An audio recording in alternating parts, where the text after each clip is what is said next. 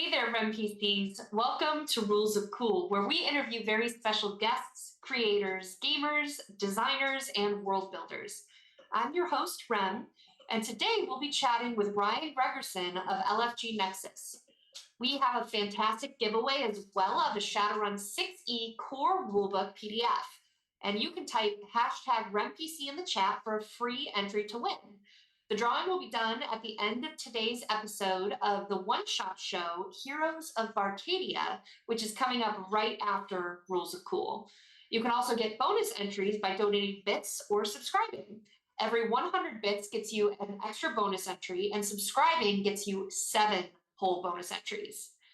Now, in Alternis news, Exit Vector is the aerial combat minis game coming to Kickstarter. Give your pilots some much-deserved attention as you use this rules-like game on its own or as part of your cyberpunk role-playing game. Get your rigor on with Exit Vector and follow the link in chat to check out the project. Don't forget to enter your email. Well of the Worlds is coming to Kickstarter from Mobius Worlds Publishing. Powered by Prowlers and Paragons Ultimate Edition, this TTRPG setting transports characters into a new fantasy world where they discover they have powers they didn't have in their home world. Inspired by Japanese isekai portal fantasy stories, this is a world of adventure for you to explore. Learn more by visiting the link in chat and following the project. And finally, in the world of Shadowrun Takedown, power is everything. Will you rise up as a Shadowrunner or fall prey to the corporate web? Gear up for an epic tabletop board game like no other. Join us on Kickstarter, which is live now and at over 800% of its funding goal. Now, time to get right into our conversation for this week, so stay tuned, Rep PCs.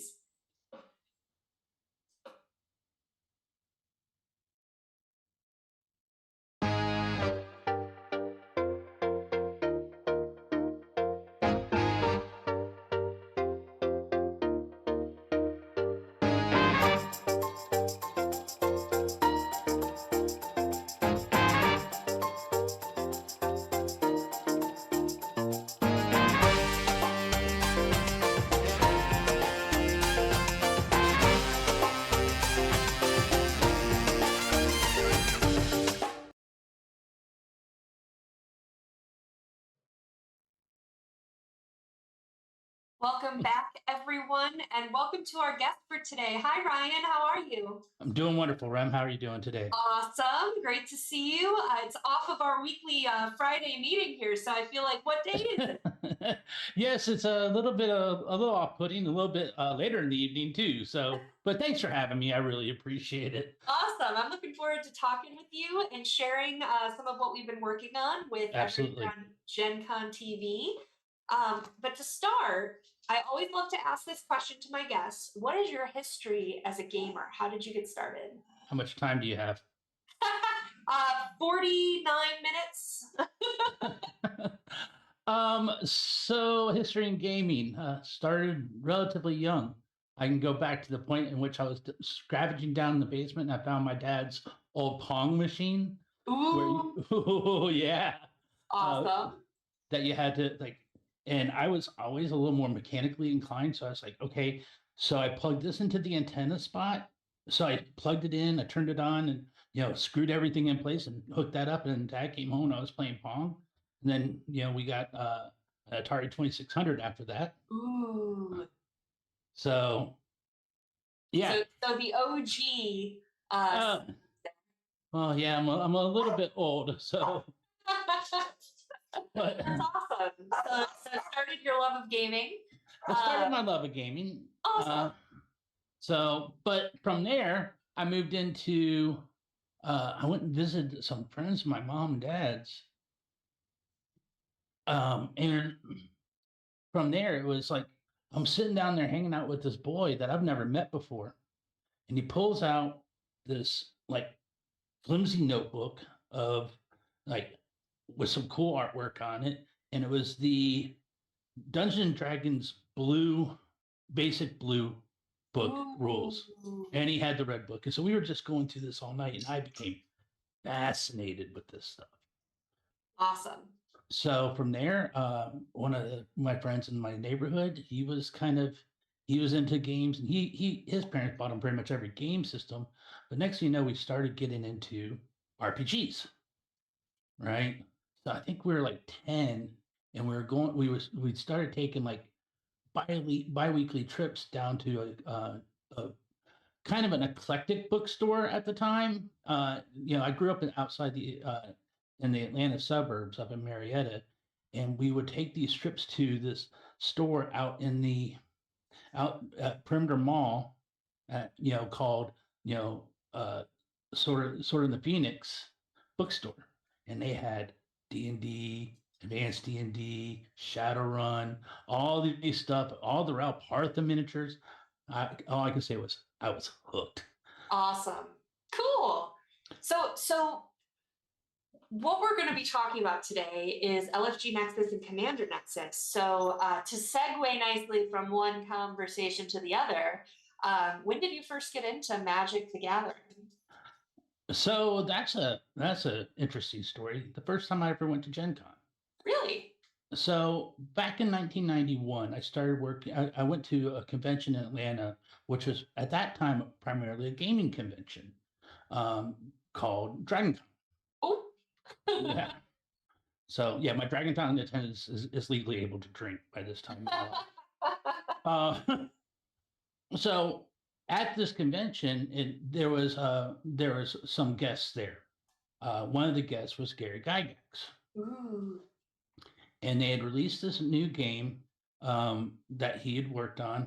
It's no longer out there because of legal reasons. And I ended up sitting down and doing all the demos and the play tests with them and kind of absorbed the rules. So they hired me that weekend to be a part of the demo and staff uh, for that game and Traveler and a bunch of other stuff. I was like 16. Go a couple of years and all the stuff that happened there. I started working for another game company called Sutton Hoo Games, and we were working on what would be considered like a Kickstarter project nowadays. And it was called for a system called Homobrea, but it was basically open system where we're building a city based on PCs and their characters, right? And the whole concept was at Gen Con, we were basically selling people the ability to have their characters that they were tied to for all these years. And this was in 1993. And we were basically given the opportunity to have it written into an actual physical source book they'd be able to use and reference for whatever gaming system they wanted. While we were there was this new game that got released that weekend, and we were friends with the publishers of the game, and they came by and dropped off Magic the Gathering, a box of starters and a box of boosters that were released that weekend. Okay. So we get back to Atlanta. Everybody's like, what is this? What is this? So we all split up, took a couple boosters, took a starter deck, and we started playing. Once again, I was hooked. Awesome. So the first cards I opened from my starter pack were a Gaia's Liege, as well as a Alpha Mox Emerald. Oh, wow. So kind of cool, right? And during this time, between going to college and, getting done with high school, going into college, I was working at an arcade, one of those corner shop, like arcade places, everything that these retro arcades are trying to, I worked there as an assistant manager. And I would sit there at the prize redemption counter and teach all the high schoolers that were coming in how to play Magic. Cool. So this was very early on, and I started running tournaments in the Atlanta suburbs. I did a couple tournaments for at a couple game stores, and I also was in the student union for Kennesaw State University or college at the time, and I did a tournament up there. So I was starting to get traction on that, and then I got my whole collection stolen. Awesome. Cool. So what is your approach with kind of starting as a player and starting to teach it and stuff like that, and beyond? What is your approach to deck building? So, as time has evolved and the formats have changed, right? So originally you had, the old school formats of what is now known as vintage and legacy and such like that. Uh, Mine was low to the ground, quick out of the gate. So what they now traditionally called white weenie.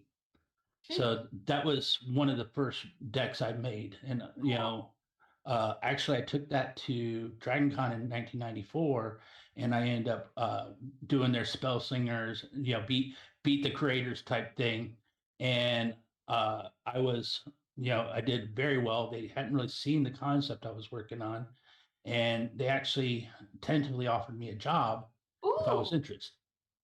Uh, but me being the person I am, 19 years old, taking a job out in the, all the way on the other side of the country up in Washington, I was like, let me consider it. And I went because I've already done like I was already kind of making a little bit of it, like this is what I was doing with my life, right? Mm.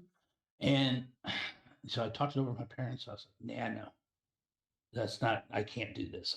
I got to get through school. But as things have evolved, we like so many of us, I came in and out of magic. So I ended up joining the military. I sold my entire collection. Oh, wow. Then I get out of the military, and unfortunately, I didn't sell my entire collection. I found one last box in the trunk of my car. And I was like, damn, You're back in. I'm back in. And then from there, it's like, okay, fast forward a few years, I started another hobby. Like, this is the year what type of gamer I am. So start off with D&D and tabletop RPGs, and I go into Magic, and I tend to not be able to do multiple things at once. So I kind of let the D&D kind of fade off, and then the Magic took off, and I did that for a few years, and then next thing you know, it's like I'm into LARPing, live action role playing of all things, right? And so I played some LARPs in the Atlanta area for many years. Um, Fast forward to about 2010, I'm in a new relationship, got a kid. I'm not really doing much LARPing anymore. And my friend comes up and knocks on my, he's like, Ryan, you're coming with me. I'm like, where are we going? It's like, we're going to go play some Magic. I'm like, no, man, we're not going to go play. I'm like, oh, you're coming. You're going to bring the kid with you and we're going to go play some Magic. Uh-oh. So this 2010 M11 pre-release at Hobbytown, USA. I'm like, all right, fine. I go up there, and at the time, the big card that you could open up in the pack, I had no clue. It was like, I'm just doing this for was Primeval Titan, which is now banned in the format that we're kind of catering to with LG Nexus. Ooh. I opened that up, and he's like, "You want to sell that?" I was like, "I don't know." Next thing you know, he has me going to a PTQ, and he's got me going to Friday Night Magic and all this other stuff. And then we meet this other gentleman, who became very good friends with me, and he introduced me to this concept called Commander. Yeah, yeah. You're doing my job for me here. Next thing I was gonna say is like, what's your experience with the different formats of the game? So. So yeah, this concept of multiplayer Magic, I love tabletop gaming. Tabletop gaming by yourself is kind of boring. So, I'm like, wait, I can now play with multiple people? Yeah, you can play with multiple people. I'm like, how do you build a deck? Oh, you choose a legendary creature. I'm like, I've got some legendary creatures I like. So he's like, and you just kind of got to match the colors with what you want to play. I'm like, hey, great. So me being the person that I am, decided I'm going to go make a deck, and I'm going to take some of the cards that I really like from when I played back in the day. And I was like, all right. So I went down to my local game store at the time, picked, it's like, I want this card, this card, this card, this card. And they're like, I'm like, do you have one? It's like, yeah. And then next thing you know, sticker shock hit me. It's like, oh, that one card is going to be $100. This next card is going to be $40. This next, I'm like, Oh my Lord. All right. So I was like, all right, change of plans. Let me go look at some other stuff. And that's yeah. Yeah, I got family I'm taking care of, but house payments, I got all these things. I don't have infinite disposable income. So my concept of building decks basically came up from what do I have and how can I make it cool for me? Mm-hmm. Right. Um, and then like I learned how to play more and more and more by playing, still playing, F&M. I learned how to draft. I learned, I started playing Commander, and Commander's been the one that's easiest for me to pick up and put down, and just like the whole concept of Magic is what kind of Commander is that you have a deck, you can always just sit down and play with a friend or a couple people, like at a convention, at a store. Heck, we started playing at the LARP. I'm playing that now. So So so Commander, if I'm understanding, then is more of like the drop-in games, the pick up and go, but not like extended campaign. correct. Okay. Okay. But yes, it's that. But you can also like I have concepts with it when it comes to Magic and like Commander and such like that for doing like storyline, how to like narratives and everything else like that. So when playing Commander and it becoming more and more of a relevant format, because originally it was called Elder Dragon Highlander (EDH), and then right around the time I was getting into it, and it'd been around a while, just mostly played in the judge circles, and certain people were playing it here and there. As it got more and more popular, Wizards of the Coast picked it up and basically started sponsoring it as a format called Commander. Mm-hmm. So now all of a sudden, a lot more stores are seeing it, more players are coming to it, and everything else like that. But how can you? One of the hardest things for Commander is like, and for players in general, there's two mindsets when it comes to a player. You've got the I've got to win at all costs, or I want to just play and have fun. And I'm the like I've done the tournaments, I've done the grinding, I've gone out to, traveled around the southeast, going to, Star City game events, going to, PTQs and all these things. I went from all the way, from Orlando up to Birmingham to Charlotte, all the way up to Louisville. And I was just like, that grind is fine when you're young. Mm-hmm. I ain't young. So I was like, okay, I like the Commander format and like going to play with it at the stores that I go play at. But how can we make this better? And one of the YouTubers out there, the professor, shared many years ago a concept basically where you use cards to randomize points. Mm-hmm. So I started kind of going through that concept, and I made the store that I played.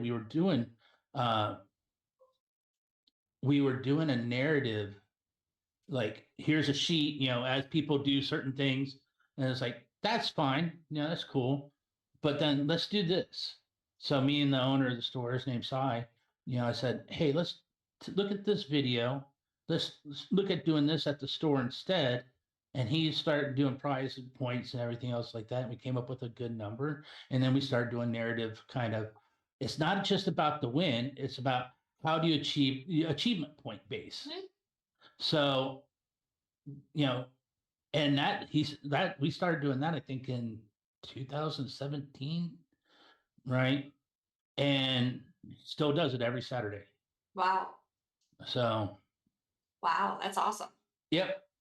So we've kind of talked about gaming and getting into Magic Gathering and some of the elements of that. So let's get into the meat of this. What is LFG Nexus? So LFG Nexus is a concept of how do you bring gamers into one place? We all love our game stores, we all love our hobby, and my partner and best friend Adam and I, who I met at the arcade I used to work at, and I taught him how to play Magic, right? And we were sitting there, and he had this idea, and he was trying to come up with how to really, you know, he started playing a lot more D&D, and he couldn't find resources without jumping to different places. Mhm. It's like, I've got to go out to this website. I got to go to this YouTube video. I've got to go to this. How can I find one place to find the information to play the games I want to play, to build the characters I want to build, Mhm. right? And there is no centralized concept in the gaming space for that. So, and he was working through this concept, and he kind of went through one iteration and another iteration. Finally, he's like, and I was helping him on the side, just kind of bouncing ideas. And finally, I was just like, all right, think of it this way. And this was in 2019, and this is right before the situation happened out there, and um, but Twitch and YouTube were really starting to take off.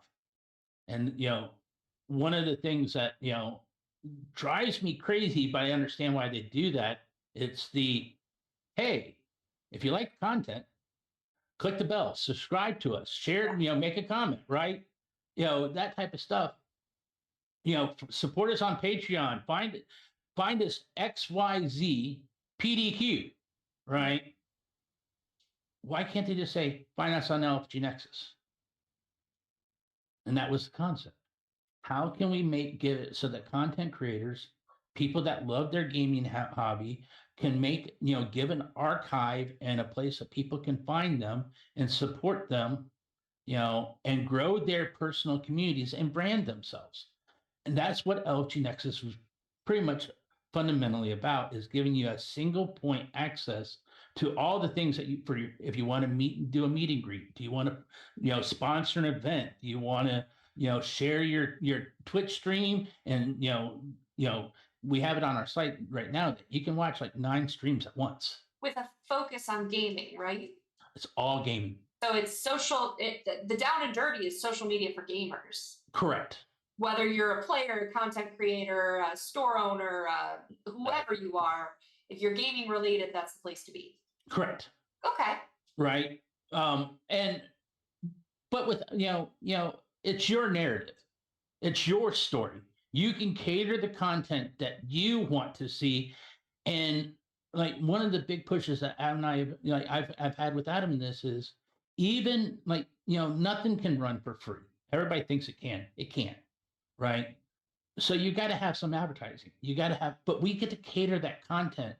So whatever you're going to see on us from an advertiser platform aspect of things is also catered towards the gamer experience as best as we can.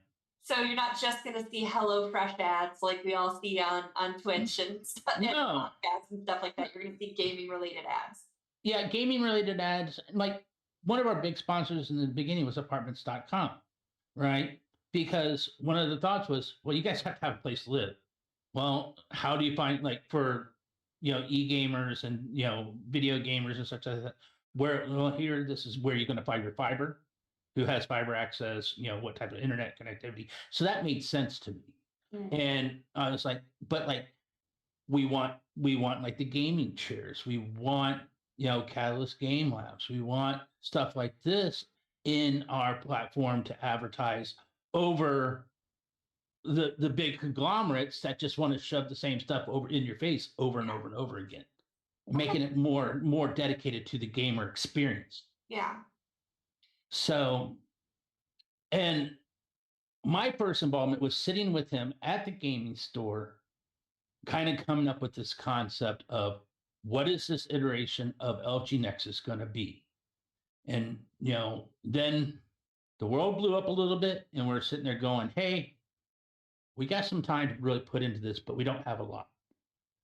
So we built out a site. We worked with some developers, and we got a couple iterations, and we pretty much now we have an LFG Nexus platform out there now that you can actually log in, create an account, start creating your narrative, and basically allow you to start sharing your narratives. And I think last time we talked about it, you guys were around 10,000 users so far. Yeah, we've got just under 10,000 users within the platform.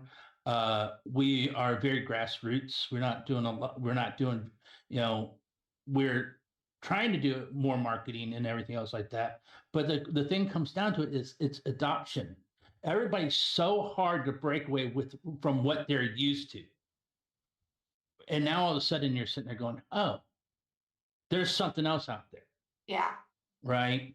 And, but, we're agnostic from a lot of the rest of the world, and we are only gaming focused. Cool. Okay. So LFG Nexus is out there. It's active. You can do your social media stuff for gamers on there and all that we've talked about. So you guys kind of bringing everything that we've talked about full circle here. You're launching a Kickstarter for Commander Nexus. So what is that? So Commander Nexus comes from my personal experience within the Magic community. Just this last year, I went to a couple very large events. I went to Command Fest Orlando and followed that up with MagicCon 2022 for the start of Magic the Gathering's 30th anniversary. So, and these are very, very large, very, pricey events. One is in Orlando, which, that was kind of a close for me now because I live outside Orlando, about an hour outside of it, not a big deal. But going and flying out to Vegas for me and then getting a hotel and getting that set up and paying for the event. And I wanted to go out there to play a lot of Commander. Mm-hmm.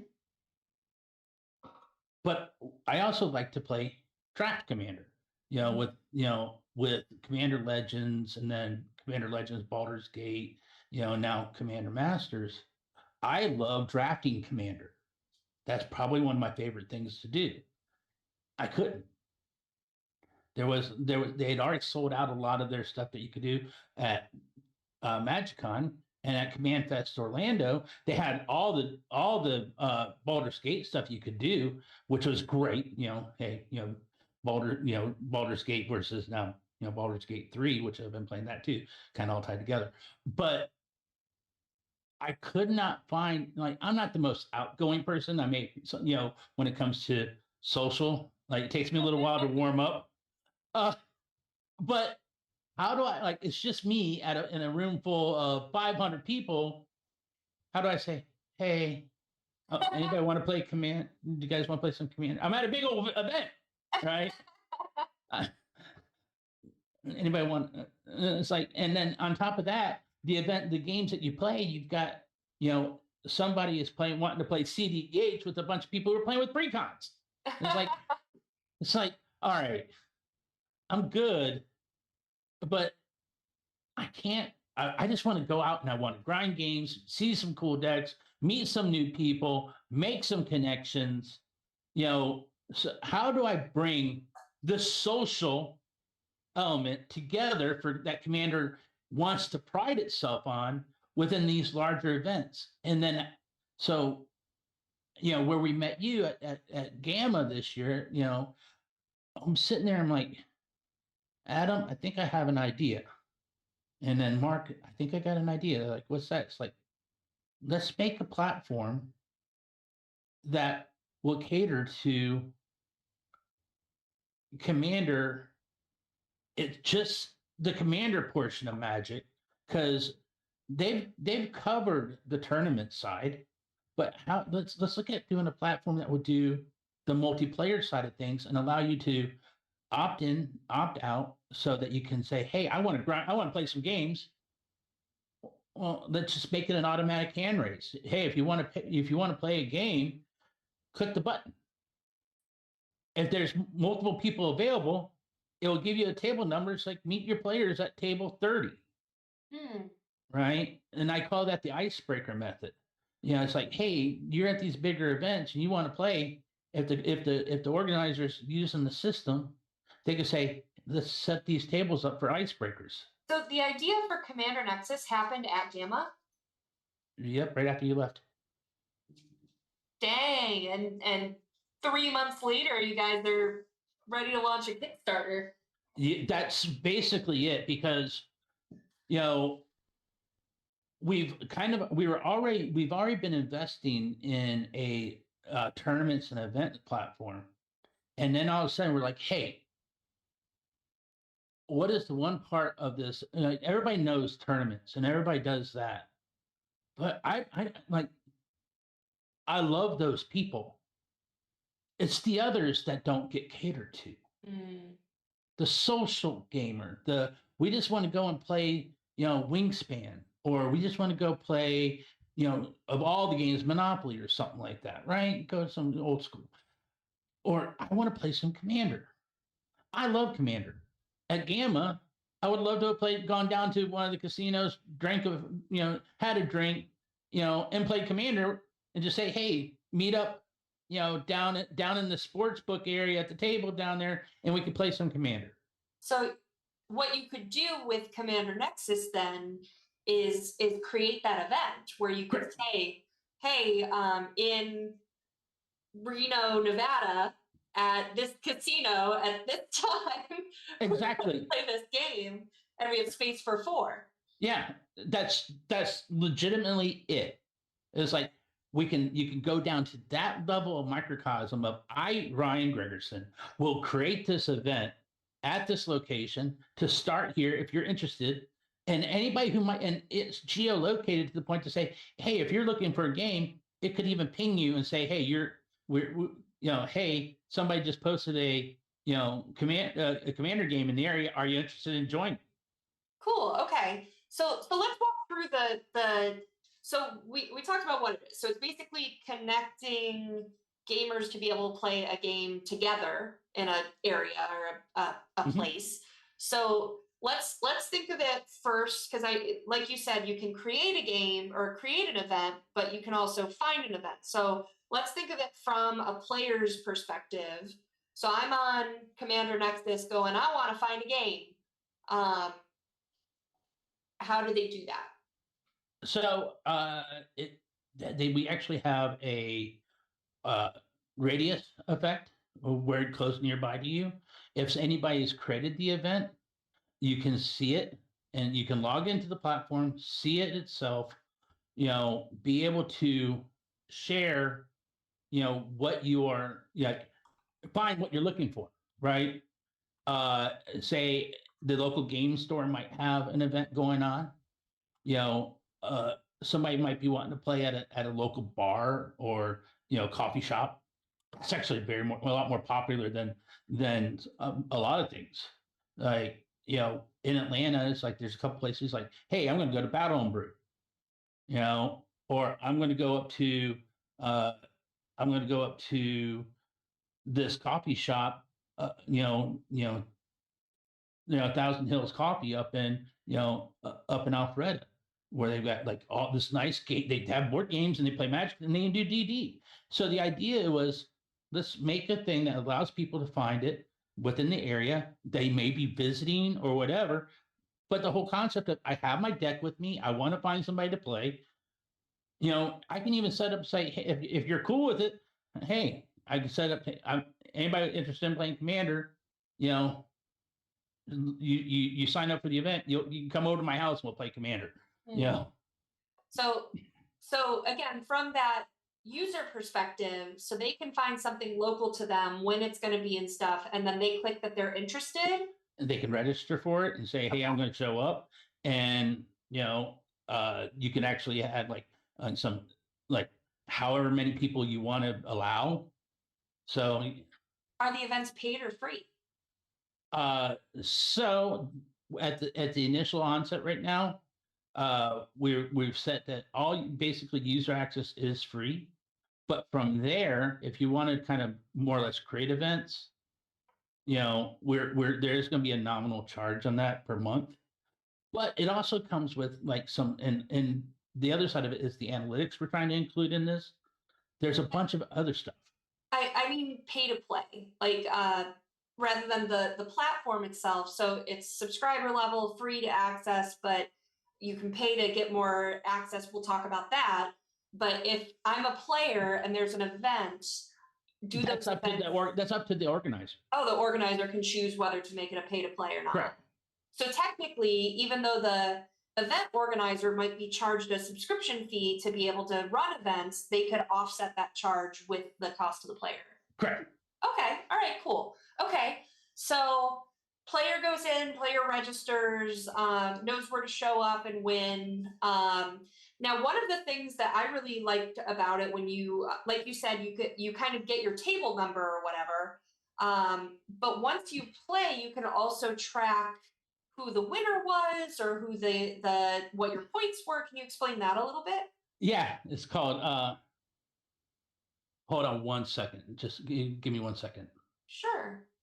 Uh, my real time job is actually pinging me at the same time. Oh no. Oh Oh yeah. no. Well, in the meantime, I've given away the answer that yes, you can do that. So you can actually track your progress. So if you're doing like an event that has multiple rounds, you can say round one, here were the winners from each of the tables. Then round two, they're going to play each other. And then round three, those winners are going to play each other, and stuff like that. And see kind of the progress of the event, and how many points were gained and things like that, right? Yeah. So from my point of view, it came down to arch enemies, right? So, uh, hold on.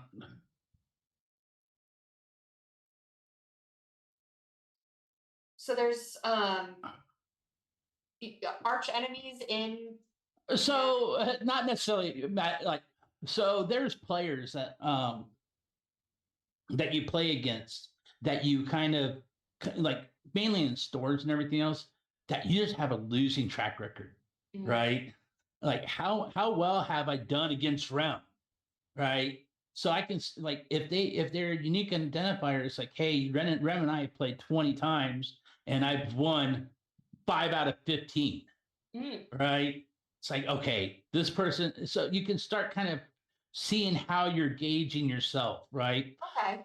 There's also a social contract in Commander, right? So we use the concept of rule zero when you sit down and say, hey, how powerful is your deck, right? So one of the concepts I came up with is deck rating, power rating, right? So in a power rating of 1 through 9, right?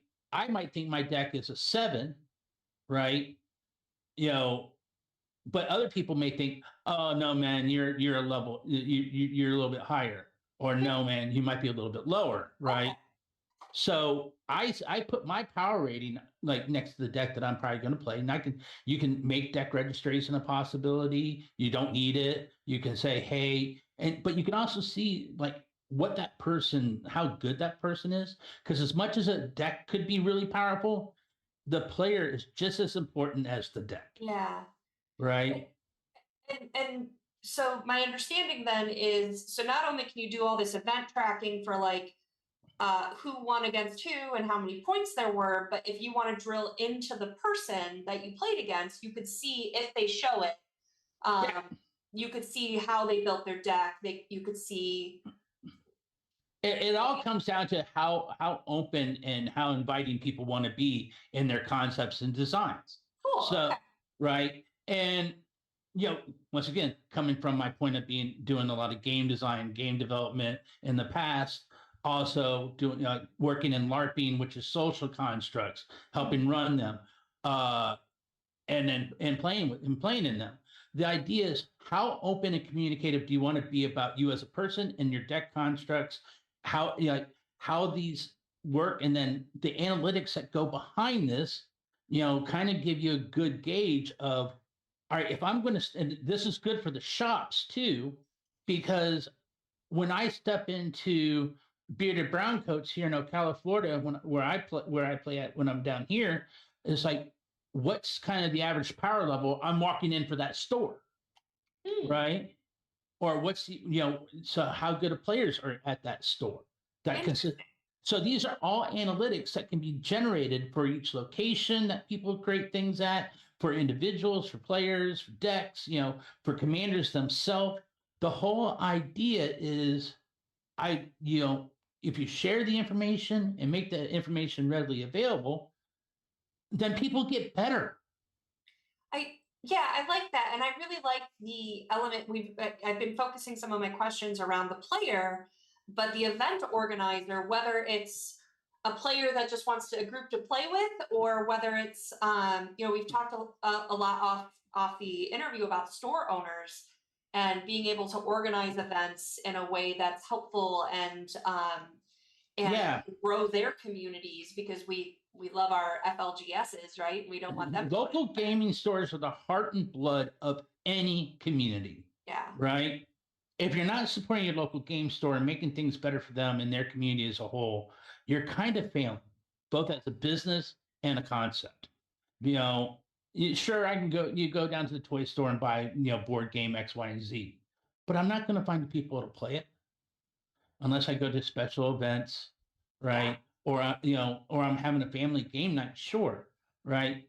Or people knowledgeable about it. Or not exactly. Yeah. So by making your LGSs the hub, the nexus of your gaming experience, you're really able to branch out from there.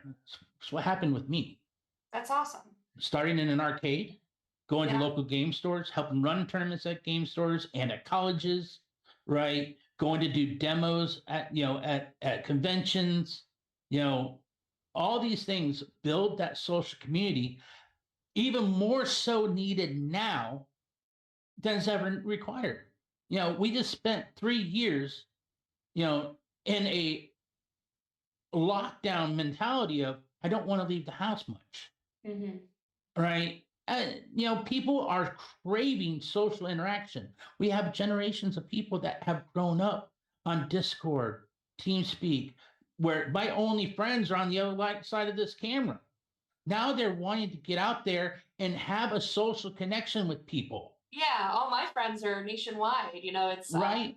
I guess continent wide at this point, but that's awesome. So I want to talk just in the time we have left, because we've got about 10 minutes left. Mm-hmm. So I want to talk about the Kickstarter itself. So all of this that we've talked about, LFG Nexus already exists as a social platform. Correct. Commander Nexus is coming based Correct. on the Kickstarter. So can you tell us a little bit about what people can expect from the Kickstarter and when it's coming? Sure. So we are in a Kickstarter preamble right now, where you can sign up in advance. We've already demoed it once, and actually have a store using it right now in the wild to show how well the concept works. And like we wanted to do it for a short amount of time, and then all of a sudden he's like, this has made my life so much easier. Cool. Right? Because he allows people to sign up directly online, check in, take their payment, because he does charge like $5 an event for a league-based commander environment. Mm-hmm. Right?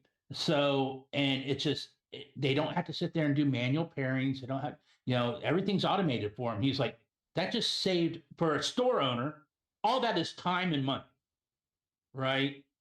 That somebody sits there at the front counter, has to put all these tables together, do their point awards. So all of a sudden, he's got a way to automate that.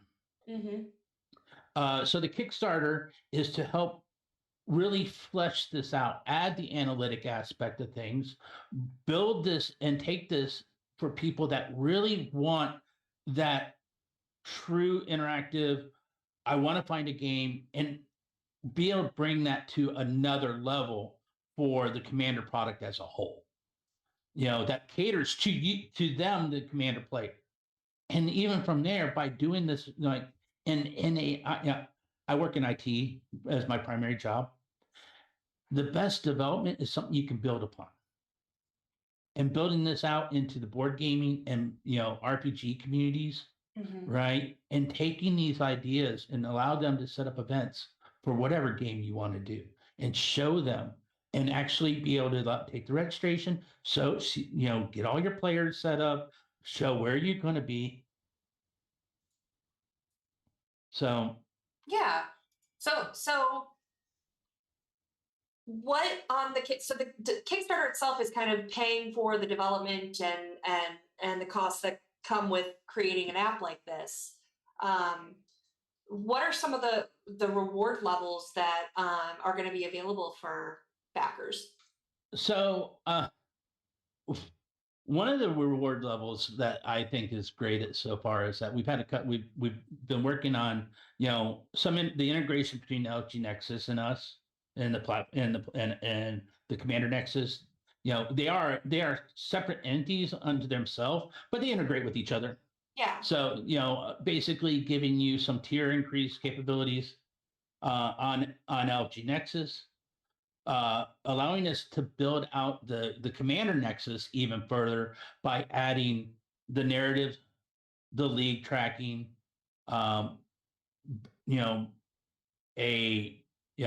some physical items. We're looking at doing a very customized playmat that we've had designed. It looks great. Awesome.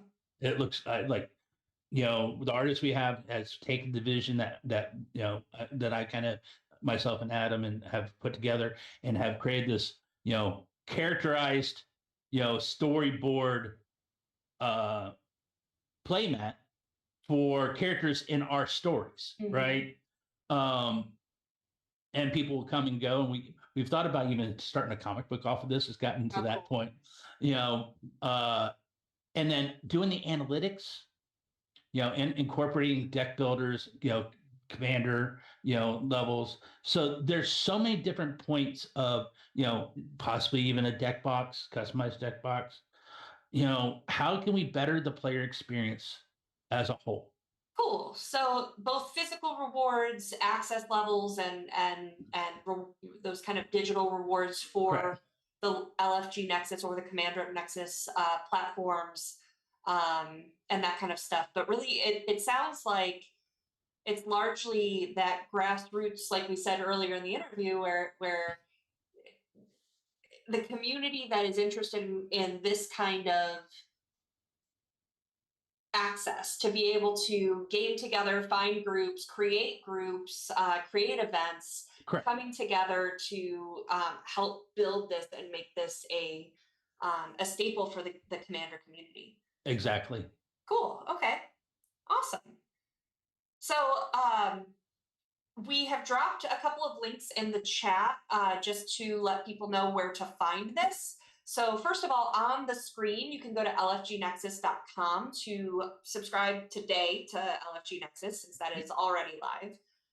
And that's the social media platform for gamers. Correct. And then we've dropped the link in the chat for both the Kickstarter pre-launch page and the Backer Kit pre-launch page. The Backer Kit pre-launch page will actually give you more details and let you read over kind of what the whole project's about and what's involved in it. So you can feel free to check that out, follow the project.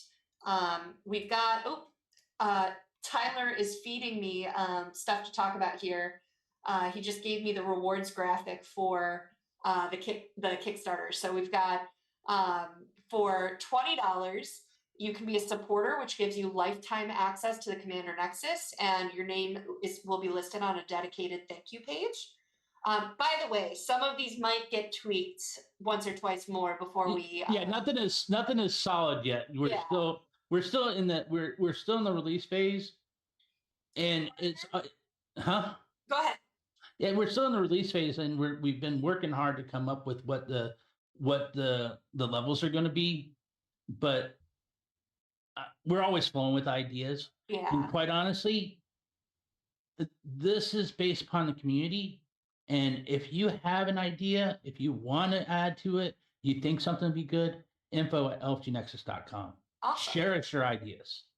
This is community driven as much as possible. Yeah, and so the next one that they're planning on for now is Partner, which gives you lifetime access, again, to Commander Nexus, 1 month of digital data and card analytics that Ryan was talking about.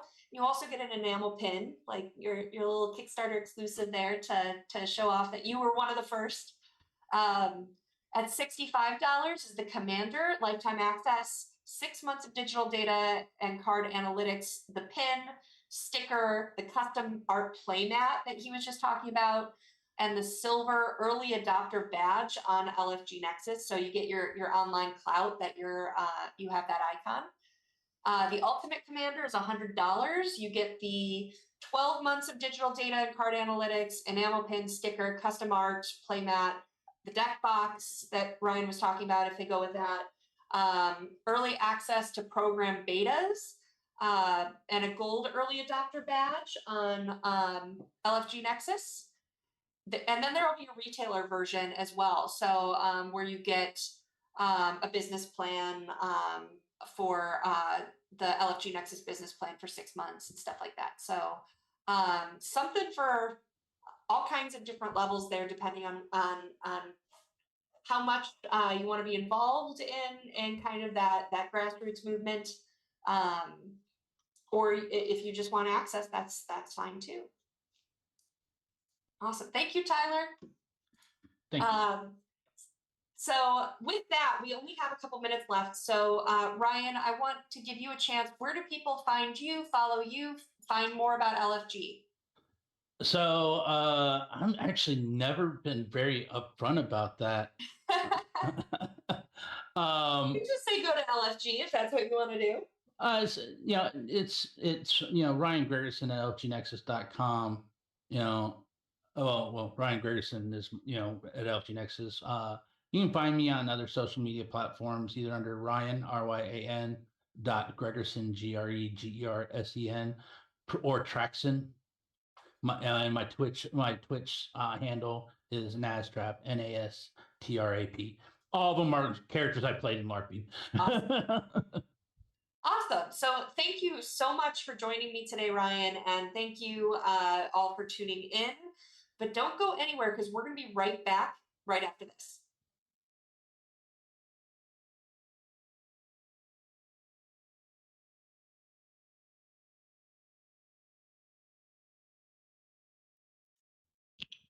Don't forget that we have a wonderful giveaway today of a Shadowrun 6E core rulebook PDF. You can enter to win for free by typing #RemPC in the chat. And don't forget to get your bonus entries by subscribing and donating bits. All funds help us to pay our cast and crew and keep producing content.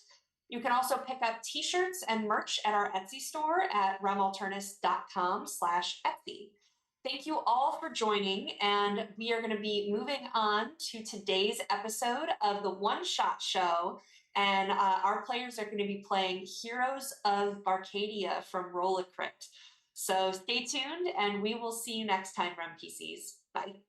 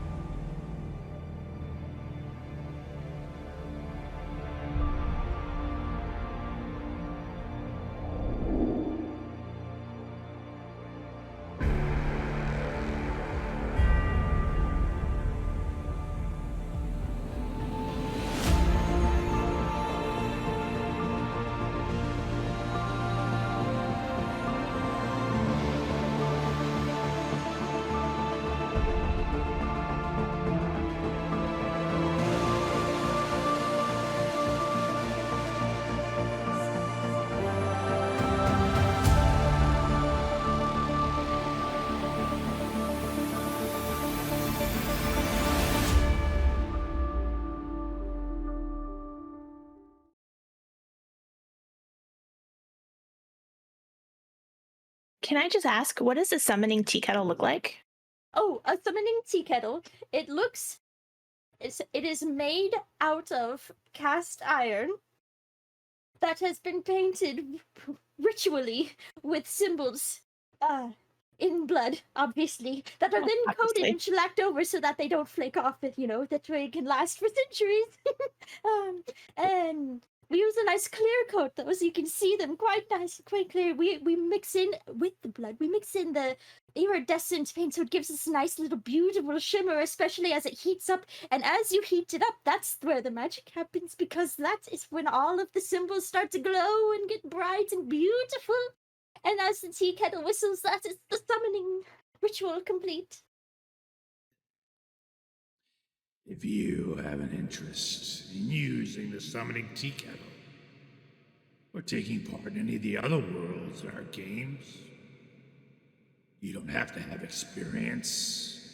Just join our Discord, and the GMs will work with you and help you find a game you enjoy. The link is in the chat.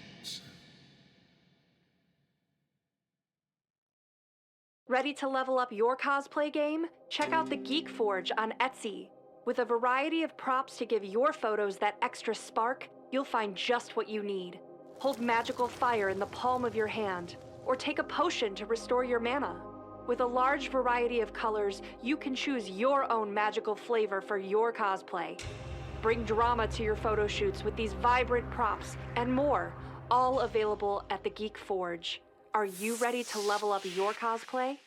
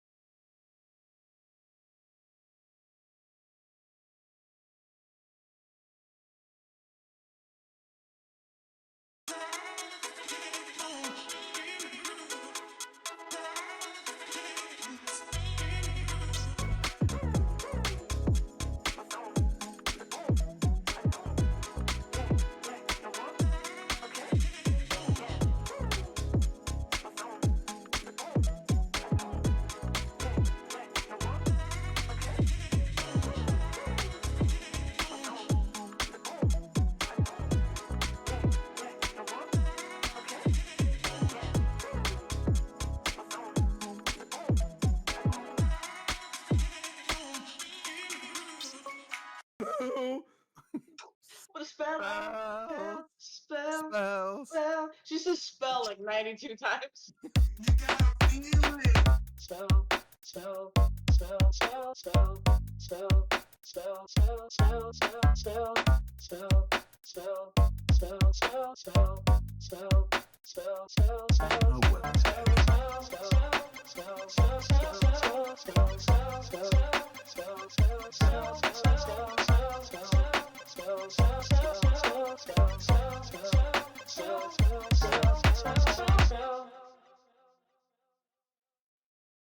You get to play with us now, which is so exciting.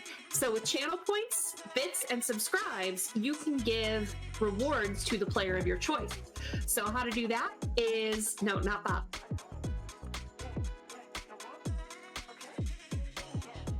Channel points, I believe it is 500 points, gets you NERPs, which is +3 to any dice roll to the player of your choice. For 1,000 channel points, you can do a point of edge to any player. And for 2,500 channel points, you can do 4 edge to the player of your choice. Now for bits, for 100 bits, that's $1, you can do the NERPs. For 200 bits, that's $2, you can do the point of edge. Or for 500 bits, that's $5, get 4 edge to give to the player of your choice. And finally, again, the subs, if you subscribe, you can give 4 edge to any player.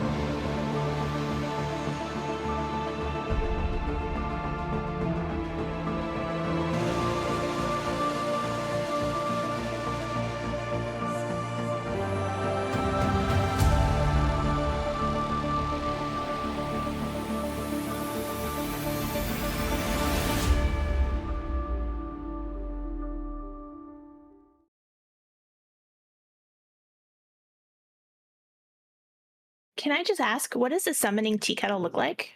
Oh, a summoning tea kettle. It is made out of cast iron that has been painted ritually with symbols in blood, obviously, that are then coated Obviously. and shellacked over so that they don't flake off, that way it can last for centuries. And We use a nice clear coat though, so you can see them quite nice, quite clear. We mix in with the blood. We mix in the iridescent paint, so it gives us a nice little beautiful shimmer, especially as it heats up. And as you heat it up, that's where the magic happens, because that is when all of the symbols start to glow and get bright and beautiful. And as the tea kettle whistles, that is the summoning ritual complete. If you have an interest in using the summoning tea kettle, or taking part in any of the other worlds in our games, you don't have to have experience. Just join our Discord, and the GMs will work with you and help you find a game you enjoy. The link is in the chat. Ready to level up your cosplay game? Check out the Geek Forge on Etsy. With a variety of props to give your photos that extra spark, you'll find just what you need. Hold magical fire in the palm of your hand, or take a potion to restore your mana. With a large variety of colors, you can choose your own magical flavor for your cosplay. Bring drama to your photo shoots with these vibrant props and more, all available at the Geek Forge. Are you ready to level up your cosplay?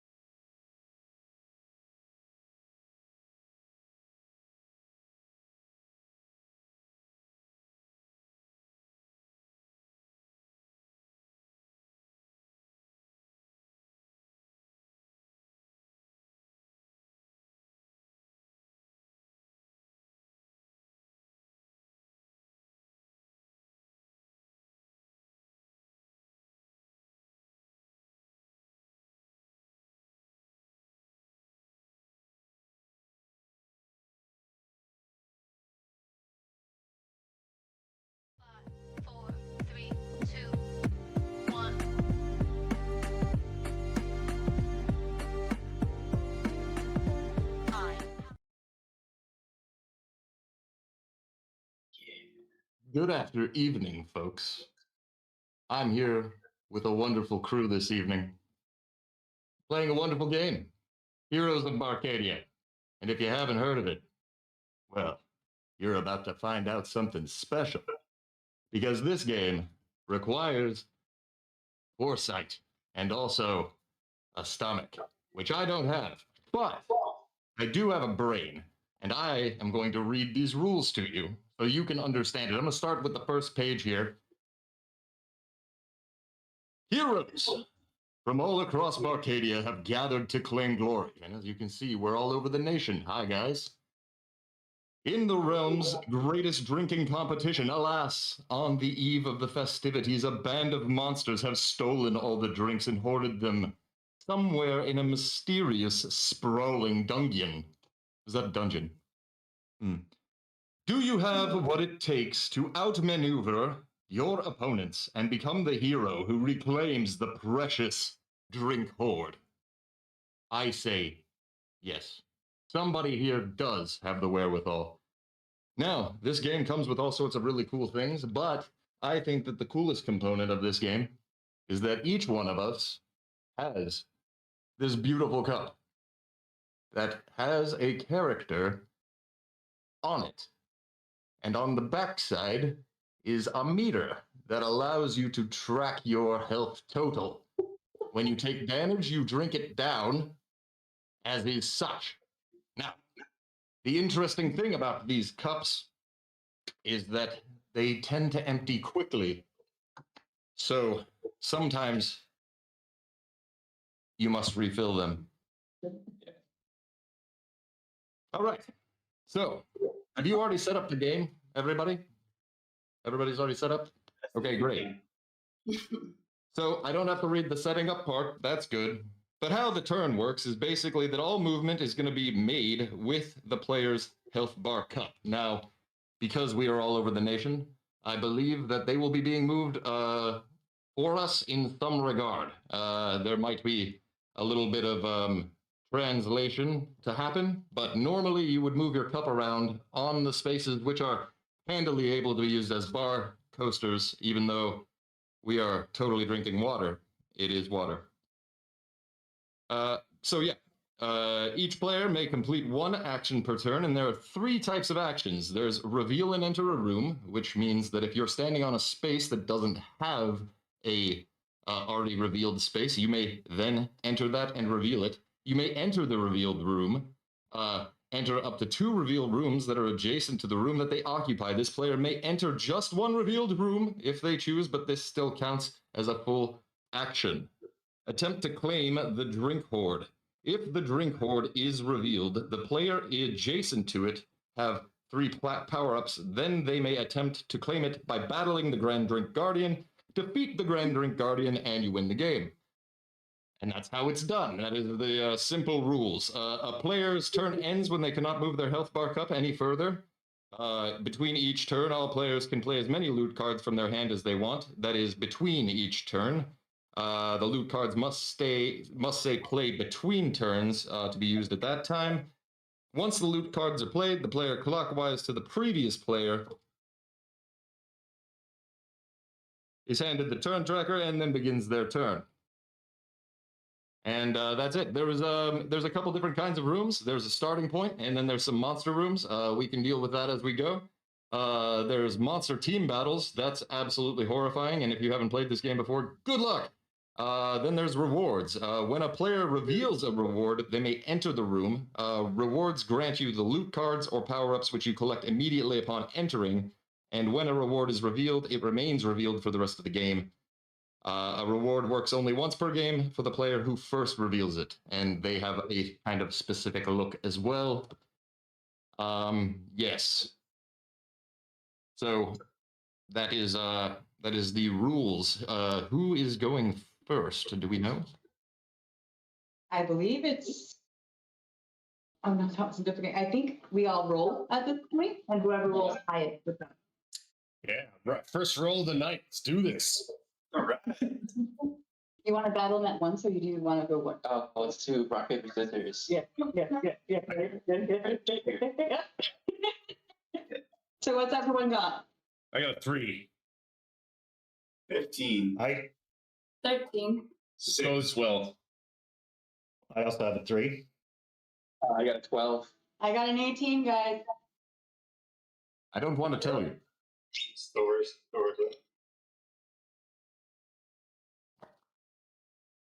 Okay, so that means I'm going first. So what I would do is everyone starts in this room. So every starting hex is one room, whereas any other hex counts as one room. So each of these, or all 8 of these starting hexes, count as one anytime you have a starting room. So what I'm going to do is head out. And what we would normally do is have these tiles shuffled, turn one over, and the dungeon would be built as you go. Tyler, do we have our dungeon built?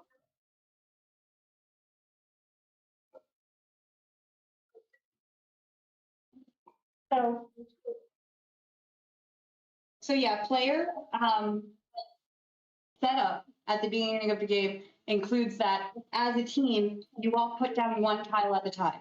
So we'll go ahead and do that in roll 20 if you like. And you just drag one of the tiles onto the thing? Yep, you're building them in any way you'd like. Where do we pull the tiles from? Bottom right-ish. They could be in your bottom. Oh, must be a tile. Okay. Did that work? Did I do it right? There. And since I went first, we would go with, is it clockwise or counterclockwise? Building this city. Which character are you playing there, Thor? Building this city. I am at Cynthia. All right, so then it would be clockwise according to the rule set, and then it's Sir Drank-A-Lot after that. So We've already broken the rules. We've already got. All right, you know what? Free for all tile, please. Let's do that. Please suffer for me. I have to figure out how to do that. Nope, dragging every. You're not logged in. I think you'll at least. Oh, I need to actually give you on. Are we supposed to be in character now? Because we could totally do that now. And you? So I'm supposed to go because I'm Sir Drank-A-Lot. yeah, so if she put down a tile, then Sir Drank-A-Lot put down a tile, and then how many tiles should we have? We should have 1, 2, 3, 4, 5, 6, 7, 8 tiles out, correct? How many? We have 6 out now. Should we have that many tiles? There's 8 of us. Do we put a tile out when it's our turn, or do we all put one out like in the beginning? So the setup You're is not here. each person puts down a tile. Each player puts down a tile. And obviously, you have to make sure your beverage is full, of course. Unless we have it. So we should have 8 tiles down total. Well, we're gonna put all the tiles down, but you have to go They in all order. need to be placed. I see. Yeah. So are we putting them down ourselves? I think so. So I think you just like tap and hold that and then drag it to where you want. Good. What are our characters trying to? What's the object? Oh, you got to kill the guy. You got to We're kill. trying to find all the drinks. All the drinks have been stolen. I thought we were getting a chalice or something. The drink hoard, right? Yeah, the drink hoard. But you got to kill the drink guardian. That's the rule. It's your big baddie. I think Yeah. that's You're gonna fight the Grand Drink Guardian for the drink word. And we've got an ultra shiny version here that will open up when we actually face him. That looks awesome. Exciting. But It what is. it? It's really cool. You're defeating him for the drink hoard. HOARD. Yeah, you gotta claim that drink word.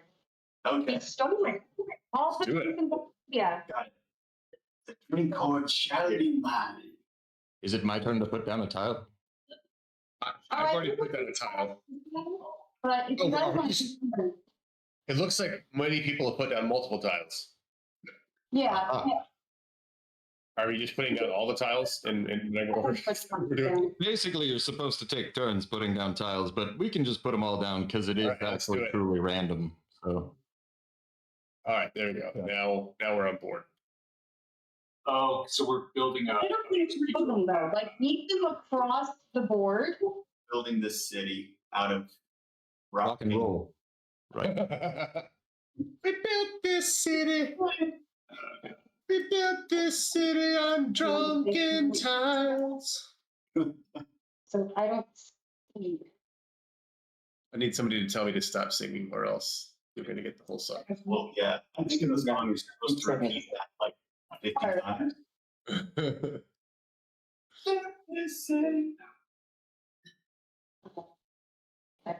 Yeah, this is the mini game. There's so many tiles now. I know. Is this game? Is this what's supposed to happen? Like, are we doing it right? Yes, there's supposed to be 50 of them total. Roll 20? Oh, Yeah, until we get them all down. oh, I thought we were just putting down our own individual tiles first to start it, and then building as we play. That's what I thought too, but I guess not. Right? We're Okay. Cool. Please, can you give me that? Go down. So, This is the official way to do it, is total chaos. Am I gonna run out here? Like these tiles are I never. think we go for chaos. There is supposed to be 50 tiles. It's only a limited number, so. oh, nice, you did it. All right, now back to, so I grabbed this, I think this giant Can you thing. grab the smaller one? Maybe?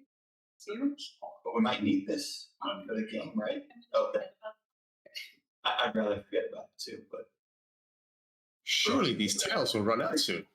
I'm not sure that it is limited, so let's just. One with the tile. Shall we stop and count? What were you saying? I said nothing. Oh, I accidentally forgot to link with tile option selected, so. Isn't it to drinks a lot? Yeah. Not Sir Grammar's a lot. No, that would be crazy. That would be kind of cool though, honestly. Although what would be the tiles, I suppose? Understand. Last team's getting covered. Last team is literally becoming concealed. One time left. Oh, I don't have any more tiles. You guys, I feel like there's more than 50 out here. There should be only 50 tiles. Only 50. I can no longer press any tiles, so I think there is a limit. Oh, okay, now I can't drag anymore, so I think we hit the limit. Okay. Are you gonna hit Tiles a lot. Oh, man. Is there, what is there one tile left? I want to make the chat go away is what I want to do. Why? Would it open that? Open beam? Oh, it's not part of the thing. Okay, part of it. I think the tiles are done. That's just a representative tile. Right? Tiles are here. I don't have your own I think so. Okay. So now we're supposed to place them at random to make the map random every time. Yes, I was curious. Exactly. They seem to be placed at random, right? We're supposed to go clockwise. Shut to Yeah, but the turn order. Chaos rules. Well, okay, so now that the tiles have been placed down, I think everybody has all their tiles placed down, correct? Yes. Okay. All right, great. So now that all the tiles have been placed down, we're going to go ahead and start with Thor because she was the first person to go, and then basically you just go clockwise from there. So after her will be them, but we do have to place our drinks on the table around that portal, the portal with a U. Okay, we have to place our so Our As you guys are drinking doing, U's. I was putting your drink in the portal of the tablet. I appreciate how literal you are. Yeah, you're safe. is there a way to lock down the position of the tiles in Roll20 so we can't move them anymore? So like they sort of like lock onto the tile or whatever. Yeah, they lock onto the grid because otherwise, especially us with the tablet, are going to be in danger of moving tiles around. Yeah, I'm seeing that too. If I step on a tile and moving on top, my character icon slips underneath it right now. Exactly. I am still Instead of for this. It was like text over. I'm gonna attempt. Grab them all with a tablet. Yeah. Someone with a not tablet should be. I'm a I'm absolute garbage at Roll20, so I'm not gonna even attempt it. Okay, there should be a way to lock it down. Snap to little whoever the GM. There's a little ruler on the left-hand top screen. I'm loving how this is no longer play, but more about like the logistics of the game itself. Yeah, the new game is figure out Roll20. How to Roll20. Oh shit! Here You didn't know what I was up for, but that's fun. That's much fun. You got it.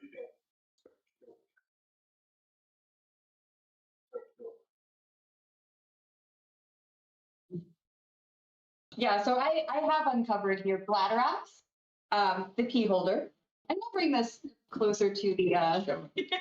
So this is what I've uncovered. There are 3 types of battles in the game. This is a boss battle. A boss battle means that I would choose another player to battle in this instance, not to help me, but someone I would choose as a proxy against this monster. The reason that that's a good thing to do is because the person that I choose to battle as the monster loses real HP from their character. So it's a little bit of a mischievous way to get ahead of the others, because while this is overall a cooperative game, bit of a competitive one too. So that said, let's see who I'm going to choose. So Cynthia would probably choose Intoxica. So let's go with Sad Skull. So Sad Skull, you know the rules already, but what you're going to do for the audience is roll against me, and whoever gets the higher roll wins. I am ready. Okay. I see into the future. I have gotten an 18. Yeah, I got a 4. So I have destroyed you utterly. you utterly destroyed. I chose poorly. So what we're going to do at this point, we take the damage, which is 10. And in this game, you've got your liquid life counter. So I'm going to drink my damage. You've got markings here. The dashed lines are for 5 HP. The full lines are for 10. So I'm going to go down from 60 to 50. For all of you out there who are wondering what we are drinking, I am drinking Diet Death. It's light. It's lighter. You keep it light. What you need to do. Yeah, you got to watch those bones, that bony figure. Oh, 100%. Before you know it. I've got a tall glass of red crystal death here. Yes. For a second, Marcus, your glass was blurred. I think because you have blurry background on. So yeah, it looks like it looks like you're drinking an alcoholic like sponsored beverage. No one can see this. That's not allowed. When we do the dungeon, Censored. don't turn it over. Whoever. Were we supposed to draw loot cards? Because I don't know how to see those on. Not yet. So, for example, if I had defeated Bladderax, the key holder, I would get 2 loot cards and 1 power up. But that didn't happen, so. Because I thought, and forgive me here, but when it says setting up the game, number 5, rule number 5 says deal 3 loot cards to each player. Oh yeah, it does it. I have never done that before. Oh my gosh! All right, you've been playing with a handicap.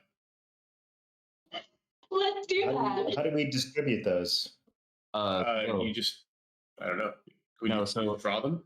So there should be a deck in inside of the D20 system, I suppose.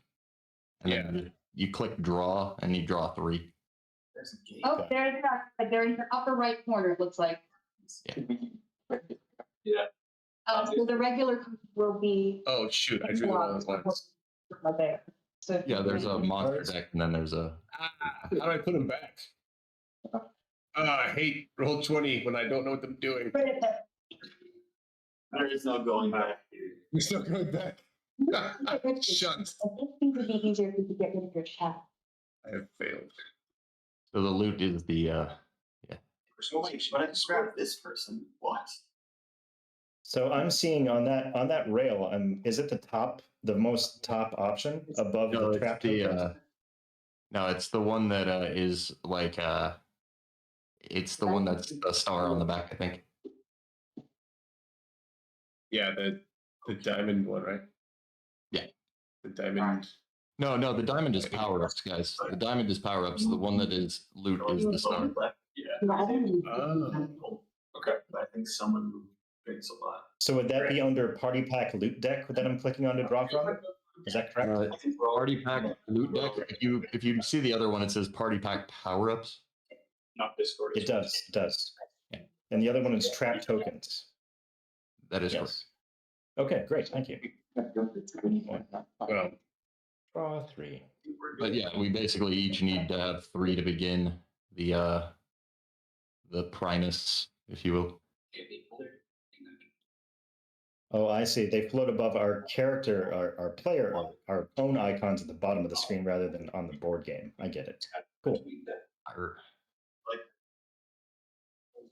to do that. I don't know if we'll. We won't probably. Hilariously, I can't move my Intoxica token, so I will be using this beer.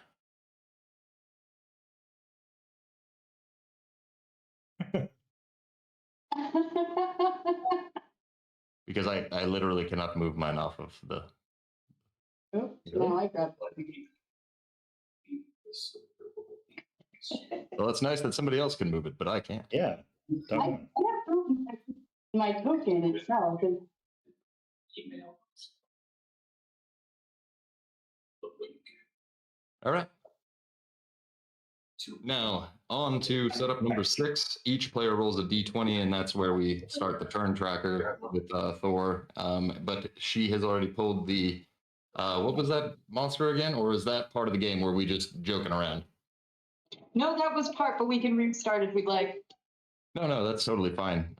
It's just hard to figure out now which monster that was because we'd have to flip over all the tiles. No, we're not supposed to know where he was. Ah, I see. So part of it is concentration. Do you remember where it was and what it was? Oh, so if you don't kill a boss, that tile gets flipped back over again? Yes. Oh, scary. So then whoever goes next is now? Yep, that would be Paul. Moving the dude. Okay. Sir dranks a lot. Sir drinks a lot. I am Flaskian the Concealed. You won't see my movement, but trust me, I'm moving. Can somebody move me?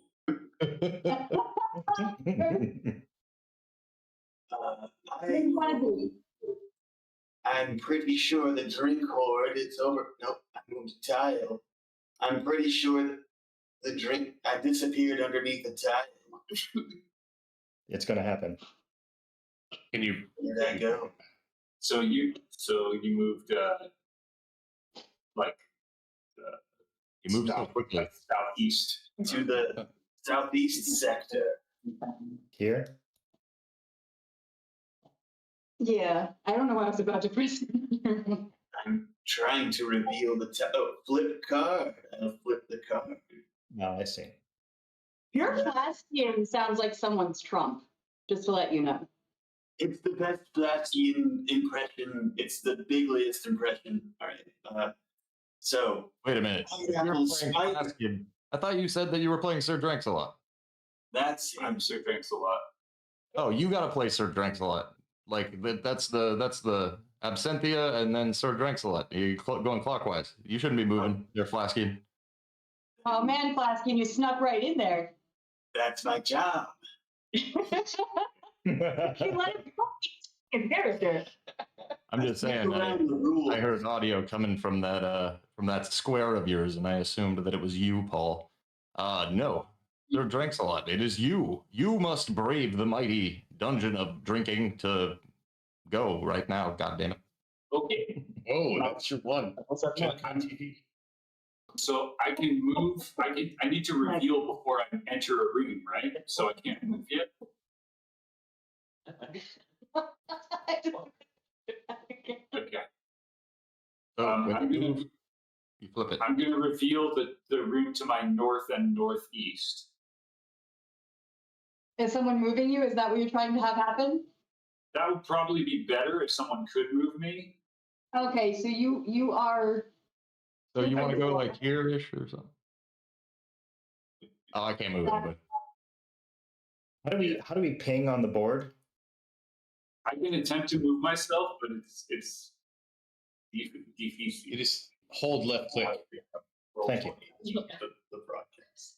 So did you want to go here? Yeah, I wanted to. I was under the impression that we reveal and then enter rooms, but yes, I'll go northeast. Yeah, no, you do.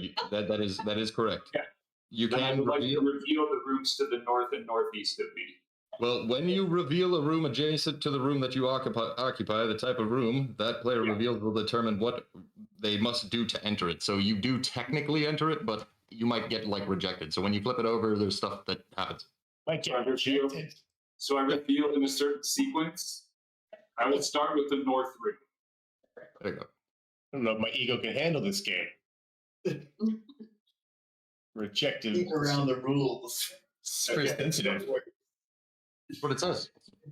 So I should be able to flip this card, or Yeah, you flip it over. Yeah, right click on it and it'll give you options to flip the tile over. yes, right click. There is no clicking.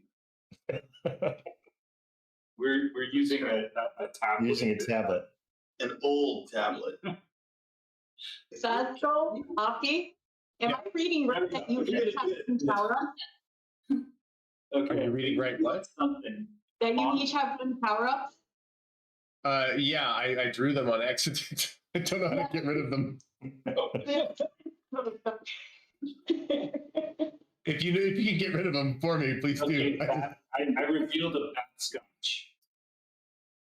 You revealed a Sasquatch. So Is that a that's movie Scotch. or a board? That's clever. I get a loot card. I either get a loot card and a power. No, I fight it. No, you have to. I get it. I win. Okay, I'm gonna fight it. Hey, Okay, so I just roll my d20.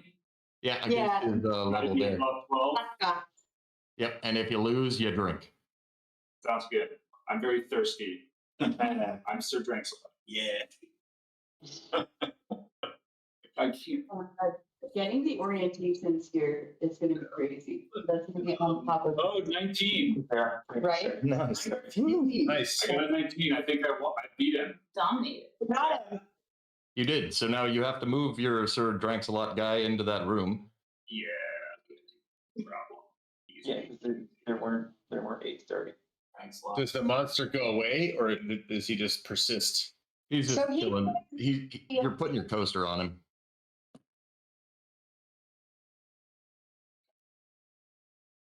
Dead center. The deadest of centers. I could use Sir Drinks a lot. Has difficulty moving himself. If someone could help move Sir Drinks a lot north to occupy the Scottish spot, that would be awesome. I am unable to move you. Says. Yes, so Sir Drake's not the inebriated, obviously needs help walking. Yeah. I need help walking. Sir Staggers a lot. Why can I not move that? There you Honey Bea, can you move Sir Dranks-a-lot? Is that possible? Oh, no one was Onto the Sasquatch. You're just laughing at me. Straight north. Oh, it was moved, but now it's underneath. Okay. So now I get a loot card and a power up. Is that right? Yeah, you get a loot card and a power up for beating that guy, and you don't have to drink, which is unfortunate or fortunate, depending on how you look at it. It really is, because how am I going to maintain the name Sir Drinks a lot if I don't drink? It's a problem. You've got a reputation to uphold, man. I got a reputation. You do, you do. That's not it. That's it. You come from a long line of Sir Drinks-a-lots. There's a whole bunch of you. You have a legacy. Your grandfather's grandfather was a Like choose one. Sir Drinks-a-lot. Your grandfather's grandfather. Nice. Sir Drinks a lot was my father's name. Call me Sir Drinks a lot. Call me Sir a lot. All right, so the next player that's going to go is going to be Merlot. All right. It is I, Merlot. I'm going to go north. Flip that tile right above the yellow chap. It's a Rycanthrope. It's a werewolf of some beer variety. I will slay it. What do I do to slay it? Do I roll my dice? You roll that All dice right. so dang good. You werewolf, I've got. Six. No, is there just like it yet? No, don't roll it yet. What? What did I do wrong? What? Okay, I got a 6. You have lost. You must drink 10, sir. Ooh. All right. Drink, first drink. I've been defeated by the Rycanthrope werewolf. So we're gonna have to take 10 from him. Okay. That is yummy water. See, I think that the people who are playing the physical game should actually have to drink for every single person. That's what I Well, think. it's just water. We just took care of it. See? You didn't see it, but off screen, we totally drank that. See? Yeah, but you guys could have a whole lot of fun over there making rainbows. We totally did it. You didn't Oh, see yeah. it. We totally did it. Looks good. I like it. Very good. Very good. Very good. You have not defeated him, so you may not enter the room, and that is basically how that works. So when you defeat Darn it. somebody, you can walk north, but that also causes you to disappear under the map. So maybe you have actually avoided a more concise danger. All right. So then the next person that is in our rotation is now Paul. You sneaky, sneaky, sneaky guy. Yes. Well, I will let someone else move me as well, as is my way. I think you're underneath this tile here. I'm underneath the tile at the moment. All right. So did you still want to go to this tile here? Sure. No. Different time. I've seen what lies there, and I don't like it. Okay. I'm playing fast and loose with the rules.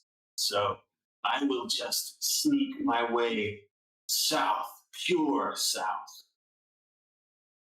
Okay. If someone could help me ambulate south, there we go. You have got it. So it says that you have revealed 2 loot cards, so you just go ahead and grab those, and that is your turn, sir. Do I choose my loot card, or is it random? No, you draw 2 loot cards from the loot deck. That is the one with the stars on the back in Roll 20. This is all one room. Yeah. All 8 hexes count as if only the starting point. That's cool. So you can go, when you leave, you can go on any side. Yeah. Yeah, you don't have to go like directly there. All right. So then it is my turn, and I am this beer token for everybody remembering that I am a beer, not an actual nasty necromantrix. But it's time to put on my very, very good character. I must roll all of the things and get all of the drinks, so I must roll and reveal a room right now. I'm gonna go fight this Frankenstein. Is that what I say? No, it's Drankenstein. That's gonna be a good time. So, Drankenstein in the corner. Over but I here. get to choose my enemy. It says.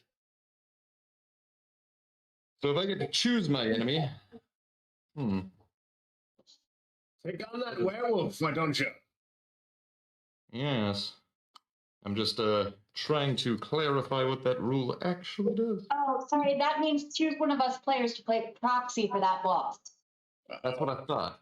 So I'm gonna go ahead and have who hasn't got to get who's thirsty? Who hasn't got yet? I need All to right. be Thirsty, huh? You know, I am thirsty. I think Sir Dranks a lot needs to. I think he needs to get in there and mix it up with this this Drankenstein. Okay, so we're team fighting. No, you're just It's fighting. versus. Team fighting. It's versus. Yeah. So you roll against me, and then whoever loses takes 10 damage. Okay, Also like the here we go. I have rolled an 8. I have And rolled. he is 10. Oh, sorry. I'm wrong. I've rolled an 11. I have lost. And therefore I must drink, and finally my thirst is quenched. But unfortunately, because I have lost to the Drankenstein, I may not enter that room. However, Does that topple over? No, you do not. Oh, We Sir drinks a lot. Loses drinking. Even as he wins. Alrighty. Why does X equal new window? No. Now it is Tipple's turn, I think. Maybe. Nope. It is Matilda's turn. Malt. Maltilda. Maltilda. She's the. Hello, I am Matilda. I am a stout warrior. I have a mace and a wooden stave, and pretty much I'm a Valkyrie, pretty much. And I need to move. Okay.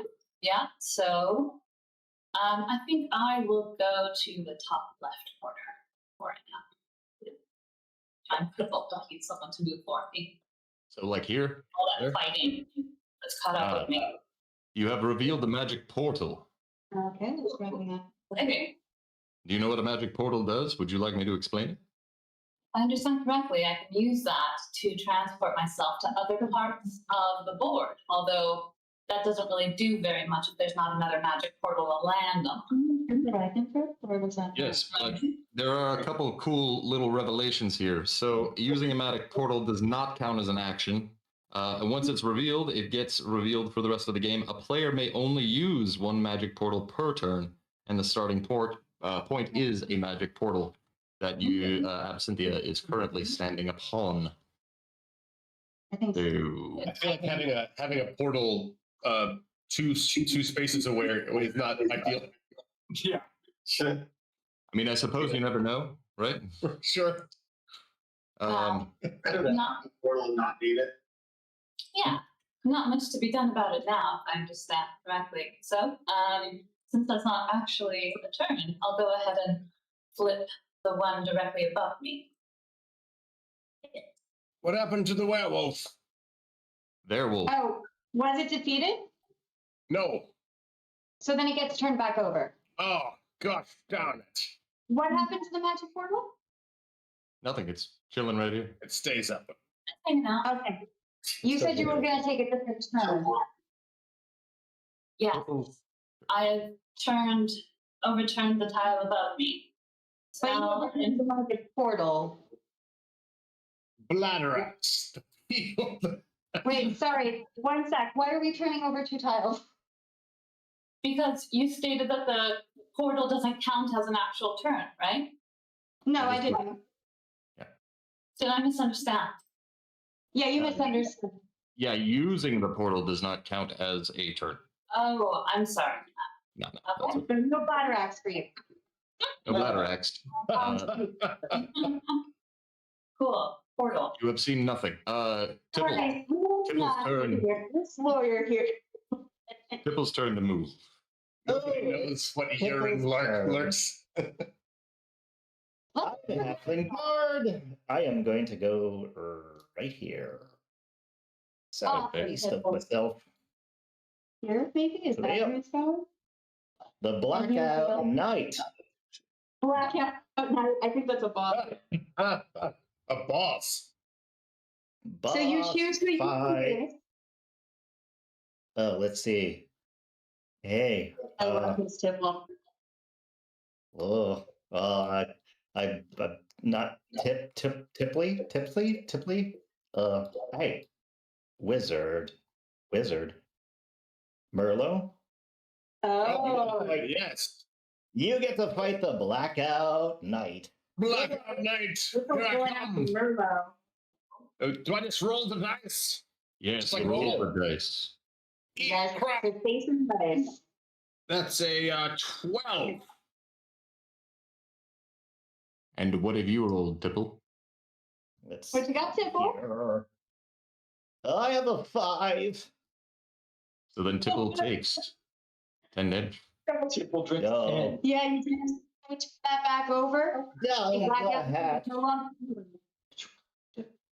So I didn't defeat him? You did not, and therefore it flips back over to be wandering again in the undeath. But I didn't get smashed, right? I just didn't win. I mean, it depends on your tolerance. I mean, water. We're drinking water, of course. I got smashed by the night, that's for sure. We're getting hydrated. Getting hydrated. Drated. Just drated. Drated. So the next player to go is going to be the Berserk Boost, or what's his name? The Kegar, the Barbarian. Kegar. Barbarian? That's right. It's Kegar the Barbarian.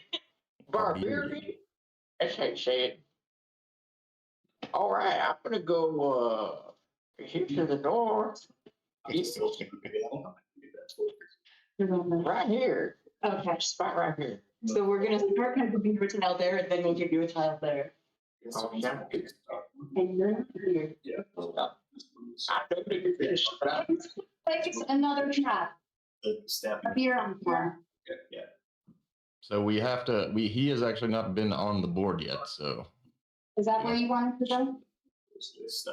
that is my beer. It's perfect. Okay. Oh, there he is. There he is. There you go. No, you just drop him the deck. Okay. Okay. Oh, there he is. Am I reading that? So we've Oh, got. he's cute. All right. So you're rolling against the. Well, you're not quite in that room yet. So you're fighting the old-fashioned owlbear. He's one old-fashioned owlbear. He's holding an old-fashioned, and he's ready to fight. So you're rolling against an 8. Go ahead and roll your dice and find out what you need to do. Oh, what a gentlemanly looking out there. Sure that you wouldn't mind sitting and go for that. 14. 14 does defeat the. Oh no, it doesn't. Oh yeah, it's at level 8, of course. So yes, you have defeated the old-fashioned owlbear. You may enter that space, and you draw 3 loot cards. So we're just gonna actually go eat from here. Yeah. That's gonna. All right. So when you draw those loot cards, remember, if they're in your hand, you can actually play them at any time, just so long as they say that you can play them. If it stipulates that you cannot, up at the top where it says play between turns, that means you can play it in between turns. Some of them are a little bit more specific, but you can play stuff. Just remember that. It's complicated as to what you're keeping track of with your. Everyone, by the way, you're reading that you have an inherent ability that starts from the beginning. Yes. Yes. We all have innate skills of uniqueness. Yeah. Mine is sound design. Yeah, should all be yours. All right. So the next player in the turn order is Absentia. We're back at the top of the turn order. All right. So let's see where I'm going to want to move. We didn't have a lot of luck there. Let's try down here. We shouldn't use our And I've revealed another magical portal. Okay. Well, you may use that portal to go over to the other portal. I guess you could do that. We should all do those. Yeah. No, you know what? We'll enter the portal, and that's where we'll hang out for a bit. Okay. Where has Absentia gone? She's under here, I assume? Nope. Hidden? She does this, huh? She has been hidden somewhere. Oh. That's us. I'm going to give some time. Don't worry about me. I'll put them back. Where are they? Healthy. She has disappeared.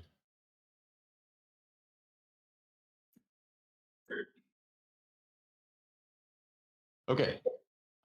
Sir Drankalot, it is now your turn to either binge or purge. Reveal a tile. Who's that?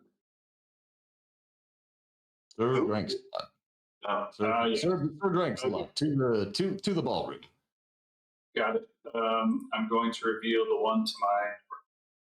I really like this direction north. All right. Okay, I revealed the Phoenix Galata. And it's a monster, so I'm going to attack it. I just realized that my character has a power that adds 2 to my damage as long as I yell, huzzah! which I just did. All right. Very nice. Thank you. Looking good. And what have thou rolled? 18, Sure. so that's 20. Oh, Against this monster. So that is Yes. decimation at the hands of Sir Drankalot. Yeah, I get 2 loot cards, it seems. 3 cards. 3. I get 3 loot cards, and I don't get to drink at all. This game sucks. No. And because I'm Sir Drinks a lot, not because I'm a fan of it. I'm role playing here. Role playing as Sir You're doing Dranks. very, very well. On the game that he said. The irony is you're better at killing monsters when you're sober. Yeah. I'm just Sir Drinks a lot. Yeah. All right. Oh The my next god. player in the, I don't know who she is. It's like a dream. Okay. next up is going to be Merlot, the wizard. Merlot. All right. I think I owe that werewolf another round. So we're gonna go north. Okay. He is heading north again. We're going to flip him. The right anthrop. So he's got the Reikenthrope, and he's only a level 10. You should be able to take him down. Well, I guess it's about 50-50 chance in that. Depends on if you have an ability to stack your deck. Probably not. How about a 12? 12 will beat the level 10. So you have destroyed the that. Reikenthrope. And that means Destroyed the werewolf. yes, that means you also get to draw 1 loot card and 1 power card. 1 power-up card. That is the... They already have 3 power-ups. I'm just going to pretend I drew one.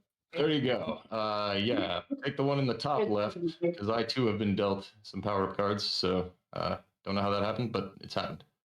All right, and then I'm going to draw another loot card. Is that right? So the Reikenthrope is good. So who's there? Oh, it's Okay, yeah. Awesome. Next person up is that beautiful sneak, Flaskian. Flaskian, what are you up to? What are you doing, buddy? I will move in the only direction I can to explore southeast sector. This way? Yes. This way. Yes. You've revealed a boss card, so you may choose your enemy, sir. But he's yeah. So you gotta choose against one of us in your pocket. What boss did he reveal? He revealed the cold one. Cold one. The cold So I'm one. choosing an ally here. It's not an ally. You're choosing a person to roll against. Someone that's fighting the boss on my behalf. I'm not getting it. Boss. You They choose are. proxy for the boss. They're boss. Okay, then I still don't understand. So Marcus F will roll. Hipple? No. People shall roll. Where is I rolled an 18. Yeah. Oh. Oh, going against Tipple. Yes. It's versus. I got an 11. You have lost dearly. You take 10 damage. Yeah, Drink yeah. 10 damage. Oh, thank goodness. I've been waiting for this moment. And then you may acquiesce your turn at any time that you would like. Kool-Aid is very sour without sugar.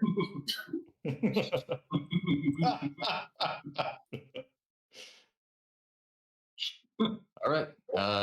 Who do we have next in the lineup? That's me, Intoxica. We're gonna suffer here. Maybe Sir Drinks a lot doesn't want it. All right. So Intoxica is, I'm guessing, this other beer token? Right. Let's find out. I'm going to go ahead and move here again. I'm trying to discover new lands, really. Yeah. So I'm going to take on the tanking side. I think I can beat him. Who do we got left? Sorry, where's last conquest? I don't see it on Roll20. Which one? The cold ones? Did you win? To the southeast of my token. Yeah, Did you because he's a win? boss. So It was the cold one. No. No, I fought Tipple and lost badly. Oh, okay. So can you take his It wasn't that bad, man. You did all right. You did all right. Yeah. Could have been worse. Could have been worse. I think so, yeah. Whatever happened to the cold one? That's what I want to know. Technically, it's under. All right. You put him back in the The trailer. cold one, and suddenly all was everything kicked my butt, and I didn't move, and then the cold one disappeared. That's the All right. Tipple, I'm gonna choose you to roll against. So why don't you roll for me, buddy? Okay. All right. He's facing someone over here. And who are you facing, Saxo? I'm facing Me. the Drankenstein, same Oh, the boss Drankenstein. that I fought the first time. I roll a 10. A 10 is doable, perhaps. So let me see if I can beat that. I got a 16. So, Tipple, you take 10. A damage. Curses. Well, you got it. Drinking again. You know, oh, you're right, people, yeah. Is you drinking now? Yeah.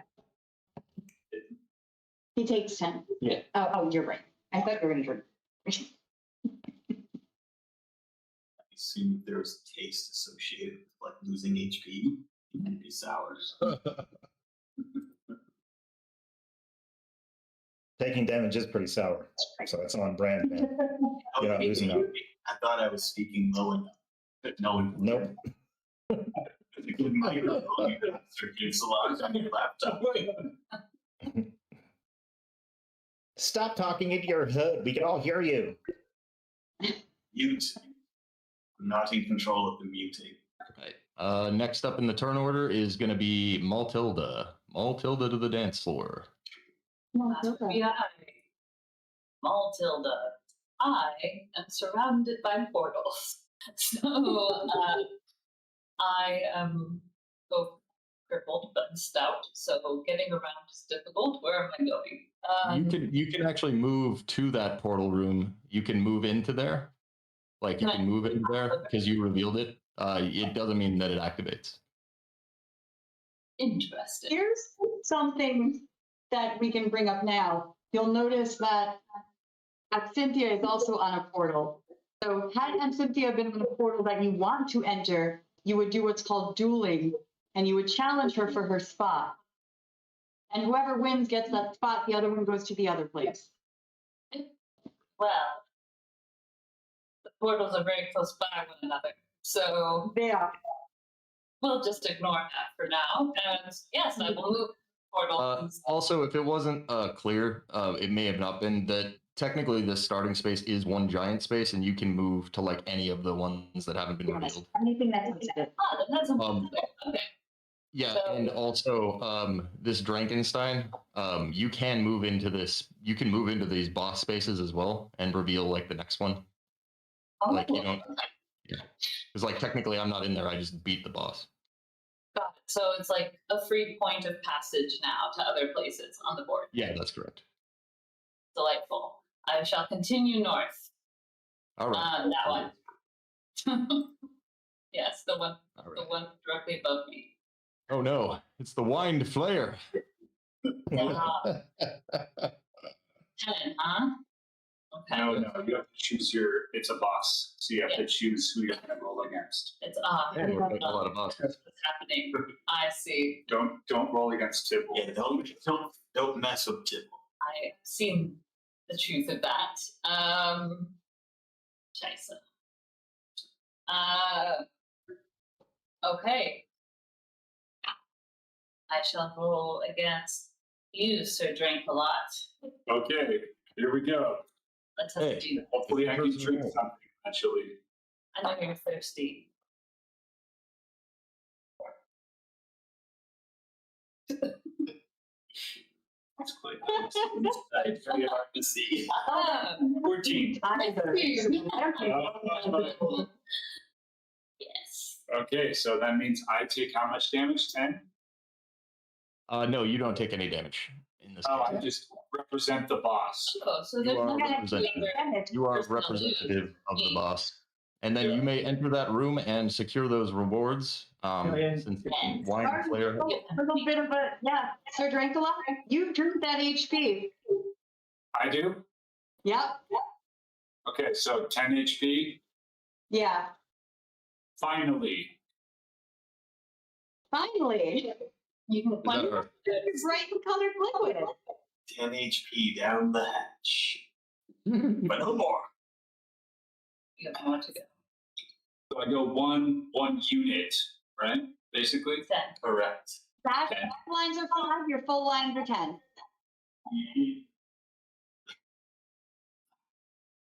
All right. So the next player in the lineup, we've got Tipple. Okay. Let's see what you got. Let me click on this guy. Power up. Lucky me. That is a lucky you. I'll draw one of them. Yoink. But let's where are we? All right. Well, that was easy. That was easy. Oh. All right. Next player up to go is going to be the Kegar. Hagar. All right. Let me look at this. Oh, yeah. So right now, I can just go north, right? you want to go north? We'll take you northeast a bit. Sure. So Kagar is going to flip and reveal. Can someone read that for me? Pub crawler. Pub crawler. Pub crawler. All right. Pub crawler has a level of 6 and a damage of 10. Go ahead and roll for 6. You go ahead and roll against a 6 there. Here we go. Shit. You got it. 7 defeats the pub crawler, and you may draw a loot card. Let me just take it. Let's do it. Yeah. Sweet. Yeah.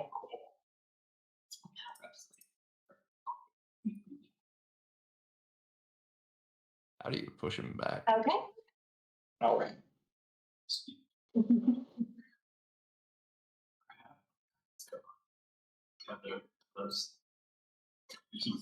next in the turn order? Next in the turn order is going to be Absentia. All right. I believe I own this little beer piece here. And we're going to turn over this card here. Oh, I see Obsidian. Who did I get? Is that the boss fight? Who did I reveal? Are you fighting the boss again? Yeah, is that the blackout? Yeah, the blackout knight there. There he is. Okay, so oh, I am using my enemy. You know what?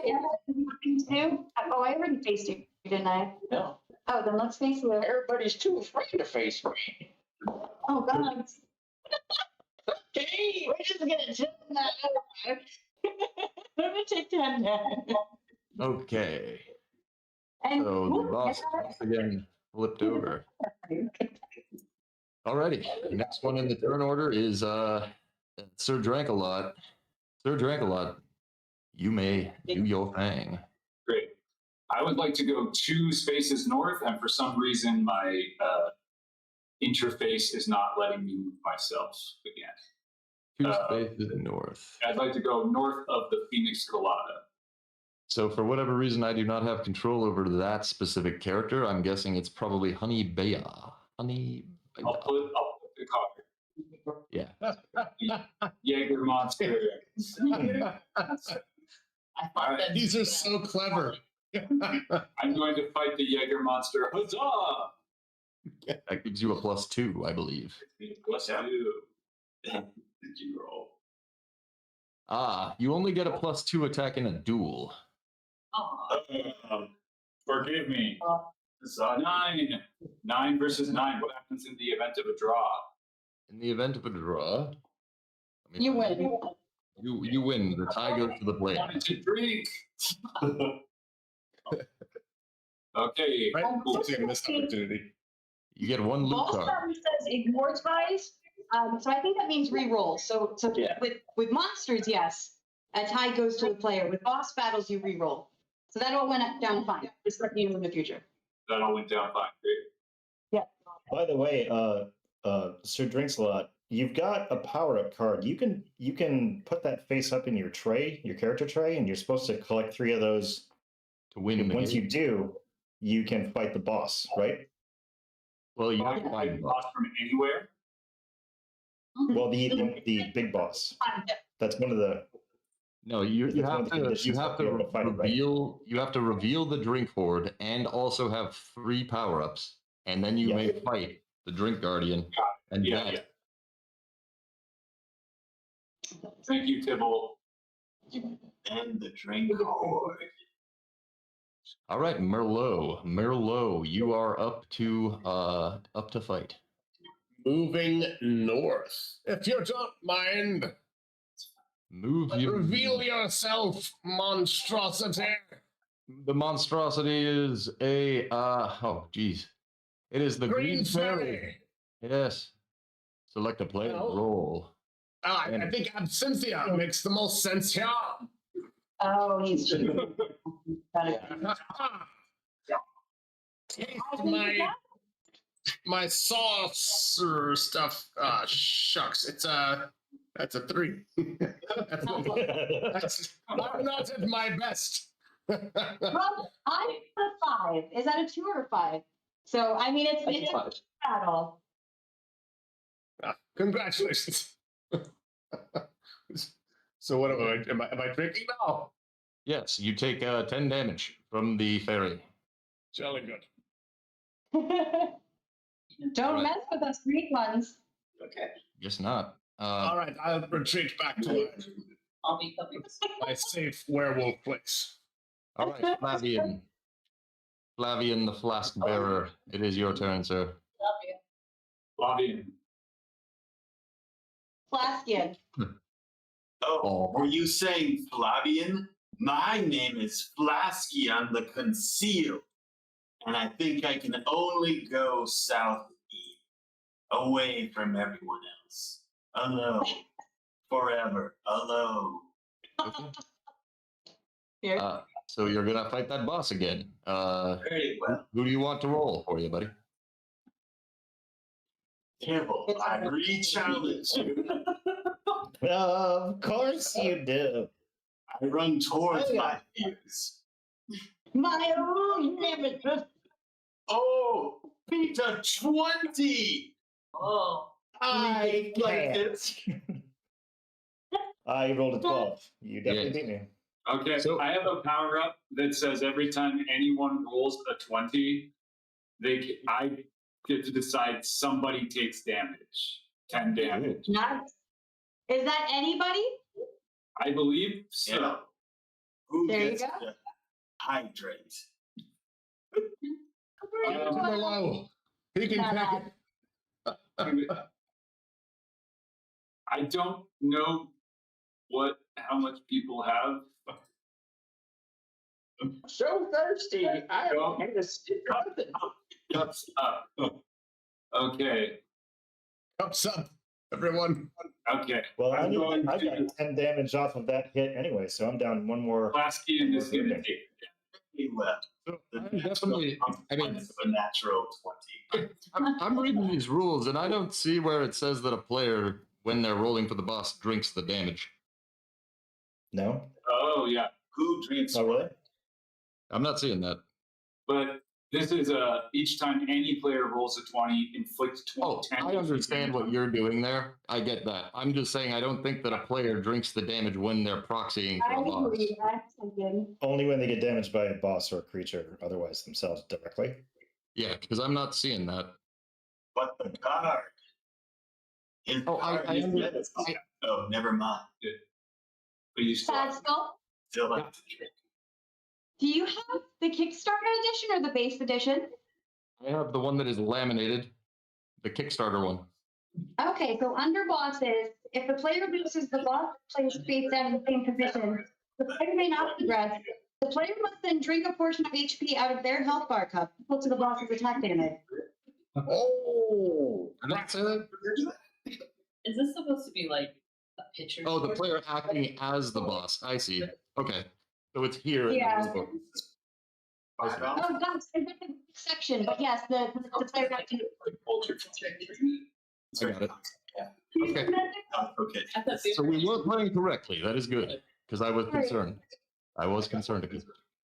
All right, now that has been cleared up, Flaskian, are you moving into the Cold One's room? He's asking a question. I'm sorry.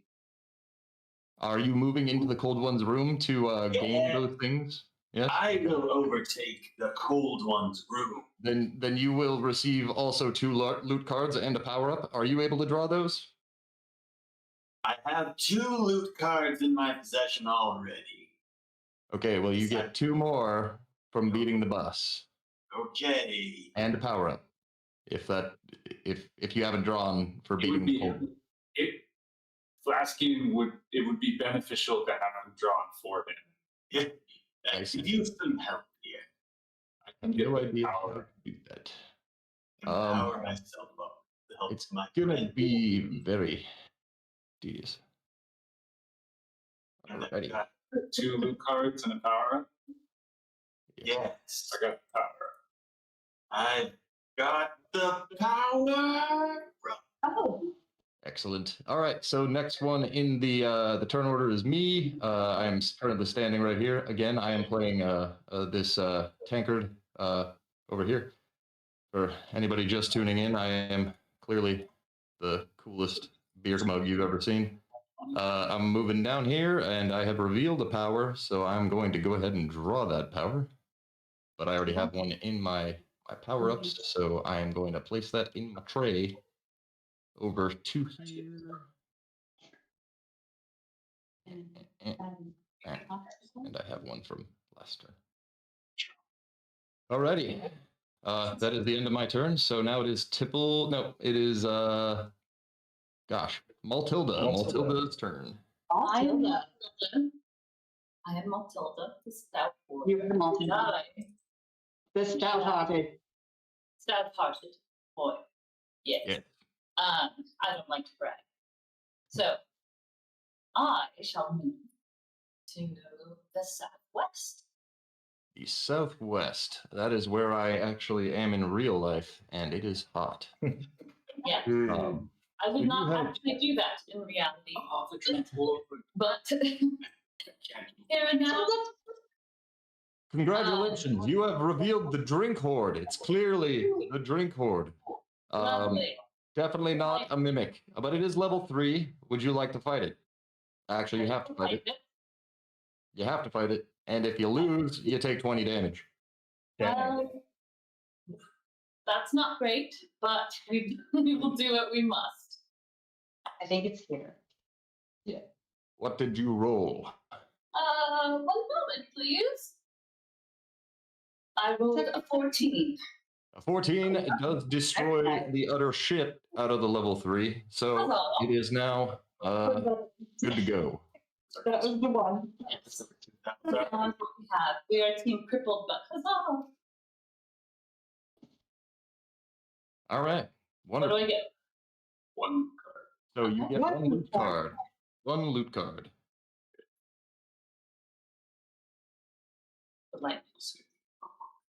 Cool. I am done. All right, excellent. So the next person up is Tipple. Tipple, it's on to you, my man. Excellent. So the owlbear and the pub crawler that are visible to me to the north of me, are those both dead monsters? Can I move through those spaces? You can now move through those spaces, yes. Excellent. Thank you.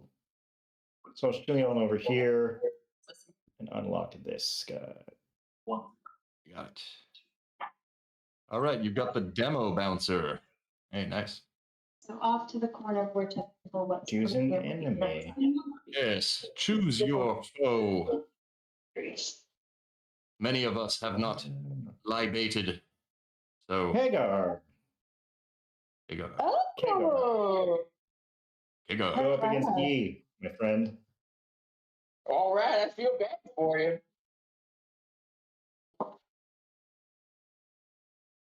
I got 14. Uh-oh. Oh, I rolled a 13. A 13. Do you have any power-up cards or anything that might help you in this case? Only against monsters. Ah. Level 10 and up. I don't know if that counts in this instance, does it? Like you have a +3 against monsters level 10 or higher, right? Yes, but this is the boss. This is the boss. Does that not count against it? Right? No, he's not a monster. He's a boss. Yeah, right. So it doesn't count. That's 10 for you. I'm defeated again. Oh, I'm getting hurt all over the place. There, Tipple. I tried to warn you. You did. I heard you.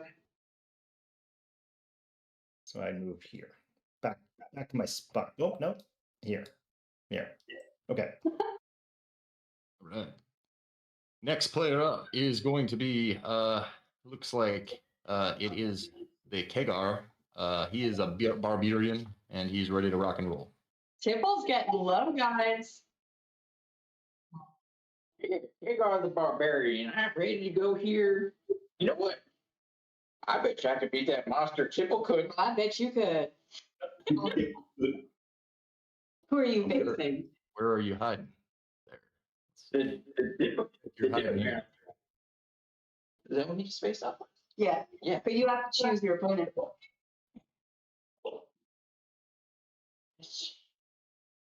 Baltilda, you look pretty filled. Oh, that's true. You guys are both full. Right. Oh, wow. Pretty hefty. I got a 16. I got an 11. So you must drink 10, and Kegar, you have defeated the monster and now may draw 3 loot cards and a power-up. Ooh, very cool. Nice. That tastes like Big gains. Big gains indeed. Actually, It's familiar. this is liquid stuff. And then it is on. We need a how many minute break? All right. Yeah. I've lost all sense of taste and 10 HP. All right. Well, we'll be right back after, I assume, some kind of commercial break. And if there is no commercial break, we'll be right back. But thank you for watching, and please return to find the exciting conclusion of Heroes of Barcadia. Someone's going to find that drink board, and We'll one of us get is going to die.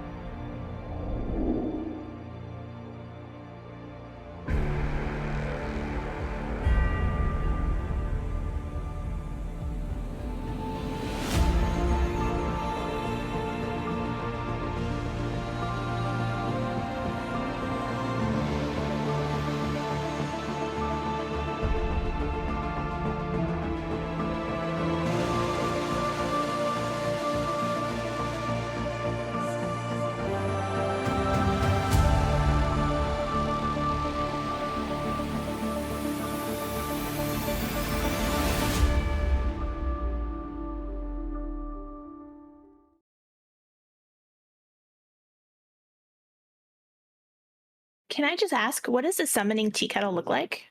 Oh, a summoning tea kettle.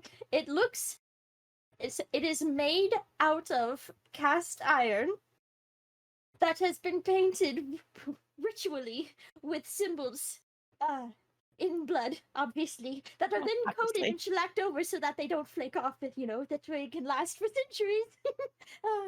And we use a nice clear coat, though, so you can see them quite nice, quite clear. We mix in with the blood, we mix in the iridescent paint, so it gives us a nice little beautiful shimmer, especially as it heats up. And as you heat it up, that's where the magic happens, because that is when all of the symbols start to glow and get bright and beautiful.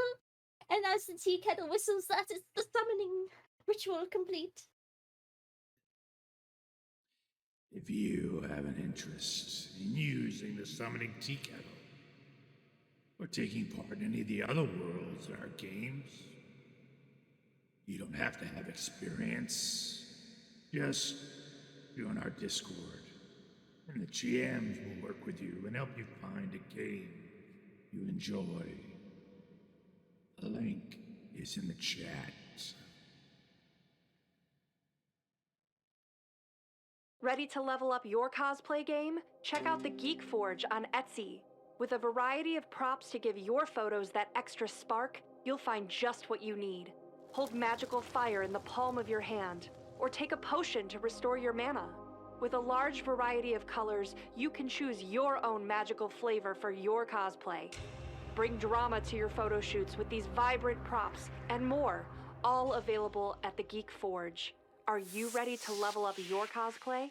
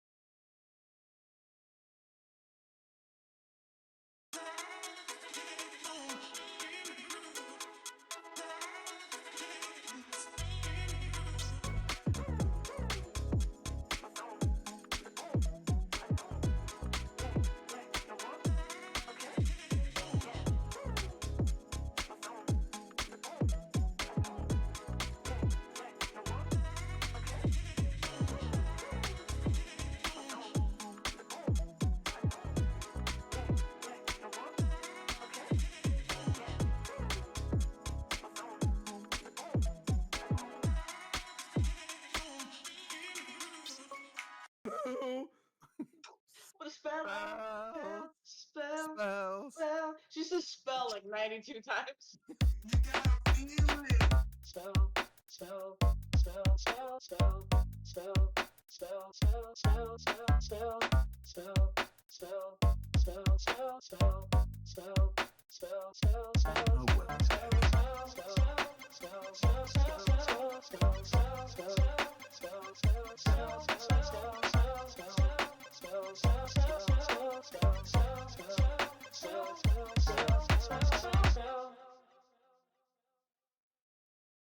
You get to play with us now, which is so exciting. So with channel points, bits, and subscribes, you can give rewards to the player of your choice. So how to do that is, no, not Bob.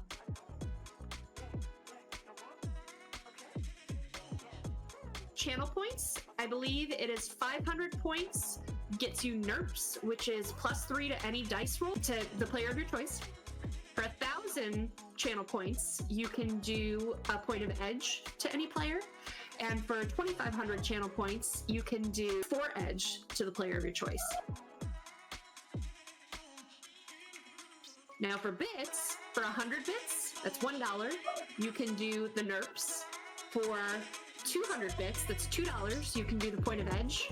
Or for 500 bits, that's $5, get 4 edge to give to the player of your choice. And finally, again, the subs, if you subscribe, you can give 4 edge to any player.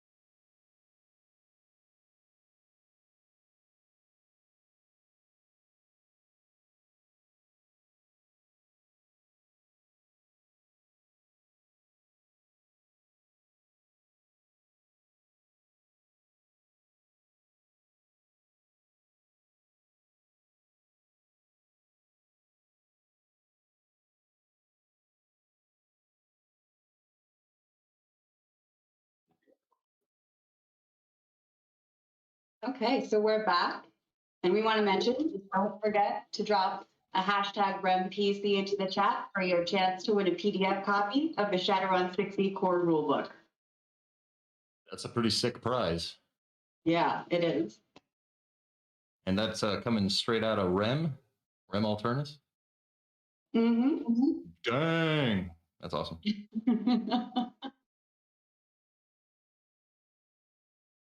So we're at the top of the round, I believe. Top of the round is Absentia. We do have a turn order now, so we're going to try it to where I don't have to tell you guys to go. But if you do need help, just let me know, and I will keep on reading them. So it looks like Absentia is on a magical portal, which means she's got some options here. We're going to take a free option to move near that blind flag. All right. And we're going to turn this tile right next to it. Looks like the Mimosa Swords. Yikes. Mimosa Swords. Come on now. All those with little or hard vision, that is level 13. Level 13. My goodness. Right there. There's the Mimosa Swords for us. And we're going to go ahead and fight him. So I've got a 16, which I think goes ahead and beats that Mimosa Swords. It does indeed. That means that you have achieved 3 loot cards as long as you would like to go into that room. All right, and in the room I've got my loot cards, and we can call my turn completed. All right.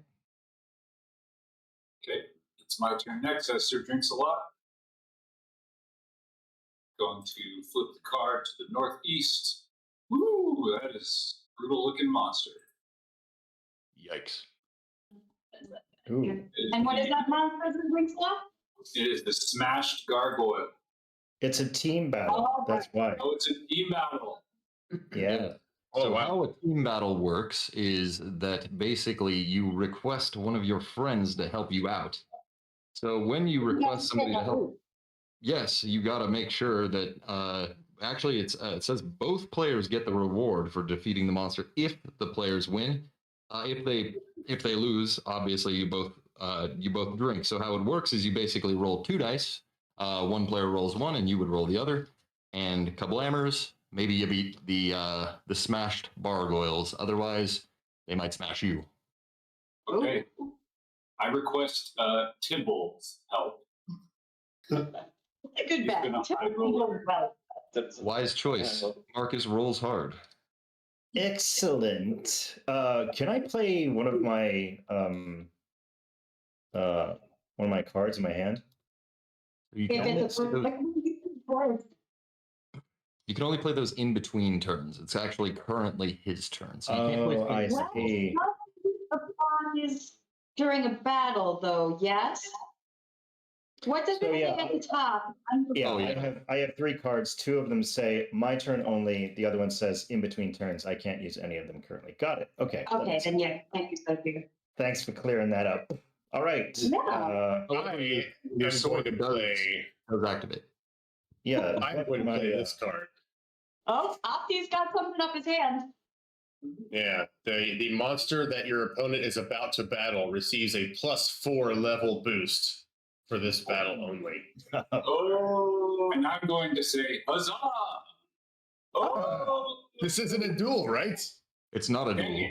Oh, I appreciate your enthusiasm. Just enthusiastic. My power up allows me to roll a +3 against monsters level 10 or higher, so that counts. So I got a +3 to my roll at. Do it. Yeah. Yeah. So I rolled a 16 +3. That's 19 for me. Wow. Yeah. Right. Guys have a good here. I rolled a 1. Well, Get your drink on. We did not win. No. I rolled so hard. Why? You did so well. You could, Tibble. You tried so hard, got so far, but in the end, Yeah. Oh, my health is so low. I can see my own icon on my glass. That's not cool. Blurry vision. Oh, Appropriate. Okay, dang. All right, that would be your turn next too. My turn. Super sound. So Hagar is going to go after. Oh, was that Tipple's turn or was that the Tipple's turn? Tipple's turn. It was Sir Drink's turn. Oh, you are Tipple. All right, I'm going north then. I'm gonna fight the green fairy again, Do it. and I'm bringing over Absentia for round 2. Again? Yes, it's just the thematicness of it. won't let me go. Here we go. Oh, goodness. 15 that time. What did you get? A 2. Okay, I got a 15. So yeah. You got it. That's 2 loot I cuts used and 1 power. wormwood that time. That's my weakness. Bam! Oh wait, what do I get from this? Let's see. Which means I take 10. Yeah. You take 10 damage, and if you enter that room, you get to pull 2 loot cards and a power up, which is a pretty good deal. All right, I've got the power up already, so I'll keep that there. And you said 2 otherwise 2 loot cards and 1 power up. 2 loot cards, 1 power up. Bam! There we go. Kablammers. All right, feeling pretty good. My turn's over.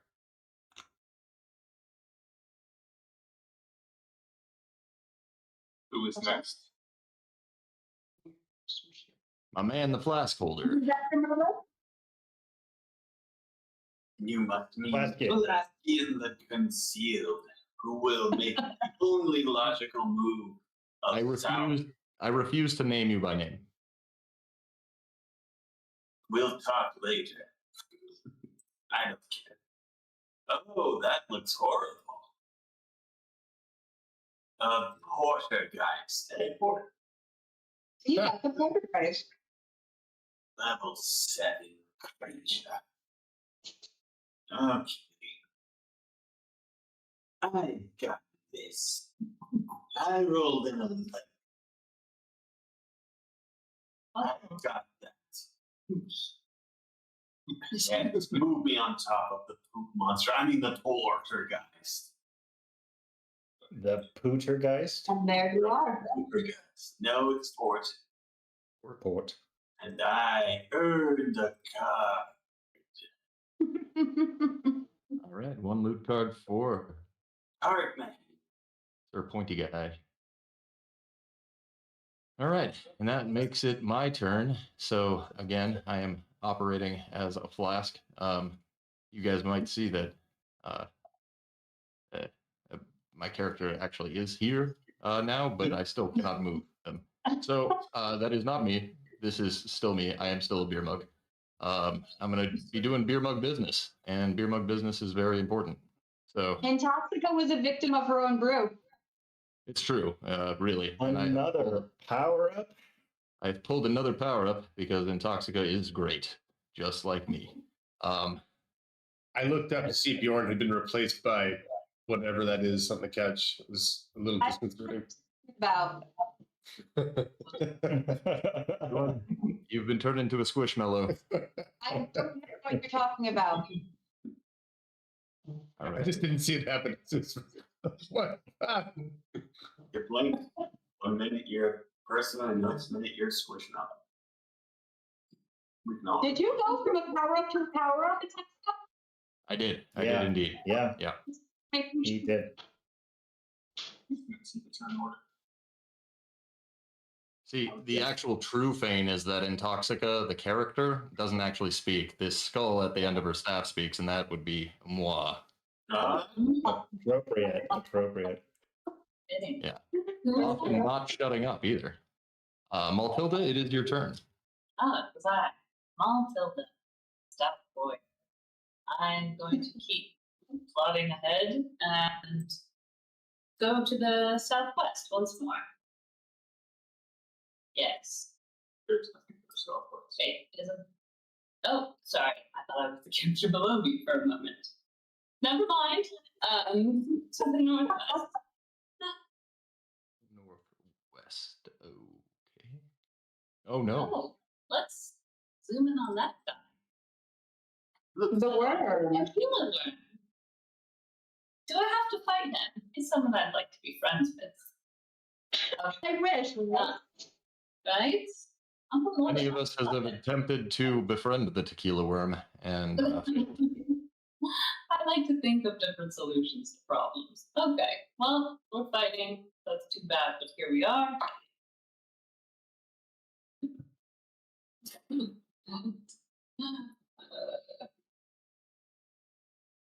I got a 19. Woo! Very nice. Yeah. very nice. 19 heartily destroys that Yeah. paltry Yeah. 11. These are hard to read, but that was fun. What do we get?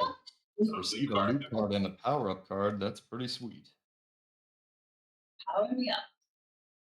Excellent. Yes. Tough. Watching Matilda swing her mighty mace into the worm's face has been truly excellent. It was very satisfying. Now that I've defeated him, I shall drink him. Righteous. All right.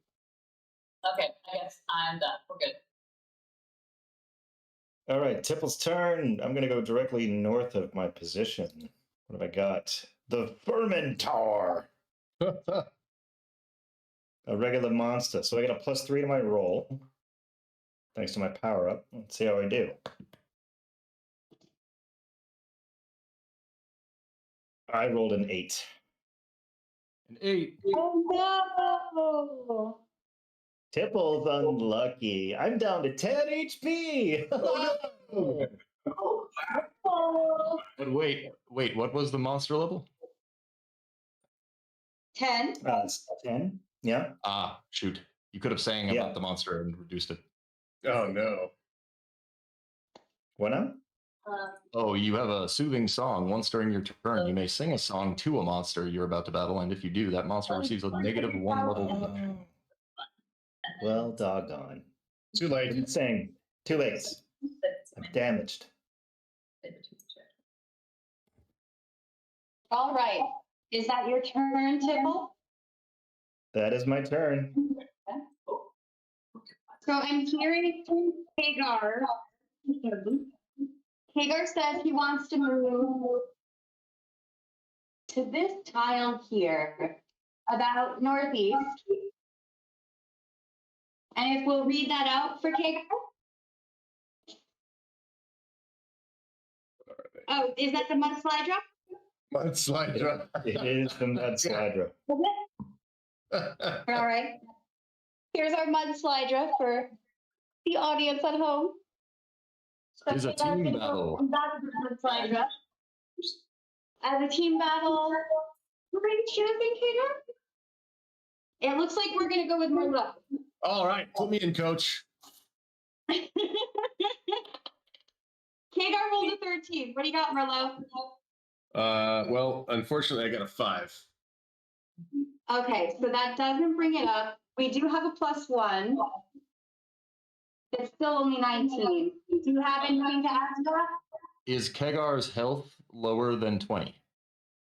It is not. Gonna be. Okay, looks like Hagar loses. Do I also So- take the damage or just the person whose turn it was? Okay. 5 damage, is that what I read? I don't remember. From the Mudslidra, you are swinging for 5 damage, yes. It So is we both take damage? Yeah, both players take damage in a team battle. Okay. All right. When the turn ends, I'd like to do something. I feel so ashamed. I was able to pull my weight. All right, so there's Hagar's turn. And then Absynthia will go. Wait, I wish to play a card. You wish to play a card. Black ring. I play Cheers! and I choose 3 opponents and heal each of them by 5 HP. I assume we're opponents of each other? Yes. Very well, then. I choose Sir Drankalot, I choose Hagar, and I choose Tibbles to each gain 5 HP. And in doing so, I regain 15 HP. Oh, nice. Very cool, Flaskian. I was their death. Thank you, friend. Yeah, Tipple, you really needed that. I needed a top off. Kind of bad. I don't know if any of you saw, I just poured some liquid onto the game. Yes. It's okay because it's waterproof. Okay, so Flaskian's action is done. Absinthe is going to turn over this tile. Can someone read that out to me? Is it the genie in a bottle? Genie in a bottle? Sure. Where is it?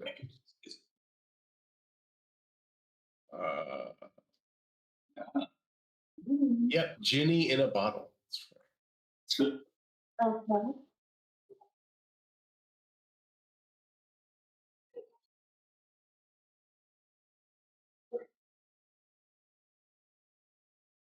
Second.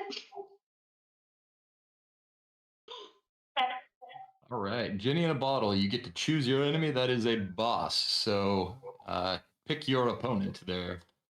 I'm not picked on yet. Let's go with, you know what, Flaskian? You've been concealed for a while. Let's have you.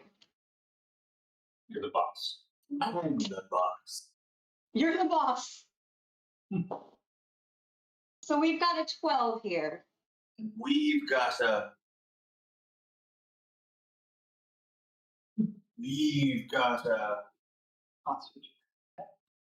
no, it's a 4, not an 11 or 17. It's a 4. All right, looks like that's going to be my win. I'm going to take 2 root cards and 1 power up, and you're going to take 10 damage. You chose well.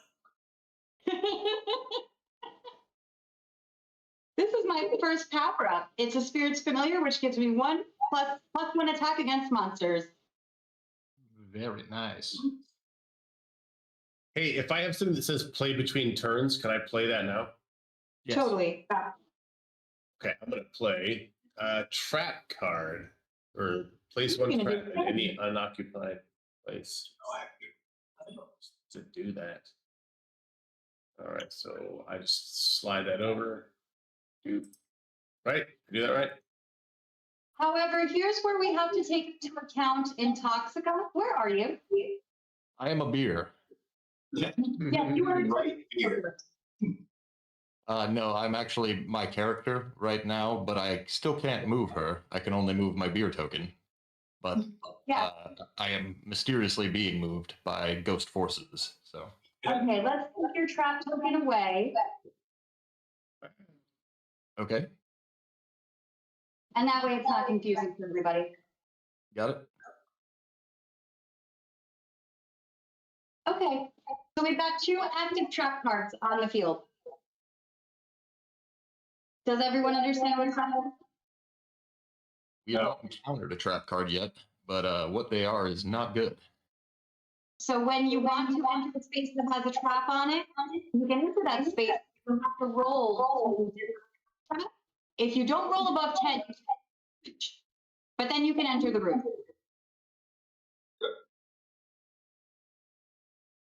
I think it's my turn. So Drinks a Lot turn. I'm going to battle the gargoyles again. Rematch. Going to flip the card, and I'm going to choose again Tibble. We will live or die together, but probably mostly you will die. Okay. Here we go.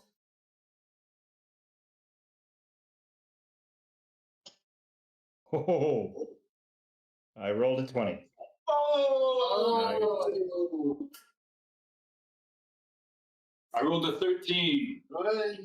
Also, you rolled a 20, which means that would be mean to make you take damage. So I'm not going to do that. I'll, who do I want to take damage? What are your various healths? Oh man, that would be mean. Y'all not doing too well. Okay, Sad Skull, you're gonna take 10 damage. Cheers and huzzah to you, sir. Huzzah. And we both get the power up and loot card, I believe. You and I? Yeah. Awesome. Thanks for rolling a 20. About time. He's a loose cannon. Never can tell what almost dead guy's gonna do. But gosh darn it, do I respect him. Me too.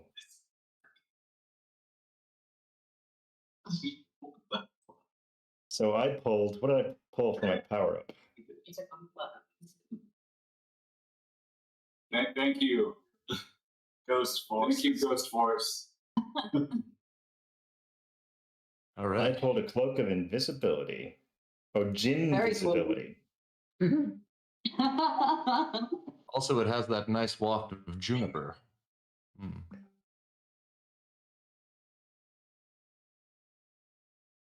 Okay, so that was. I believe it's my turn now, I guess. I'm going to assume that it's my turn and can move on. Tis. For it. Flipping the card to the north, and I've encountered some boss monster called my goodness. the Krunken. Choose my enemy. Let's see. Who? I haven't fought anybody. How about that Berserker kid? Who's the red barbarian? Oh, Hagar. Yeah. Yeah, Hagar. Take you on, no problem. All right, let's roll for it. That's an 11. You gotta fighting chance. Oh no.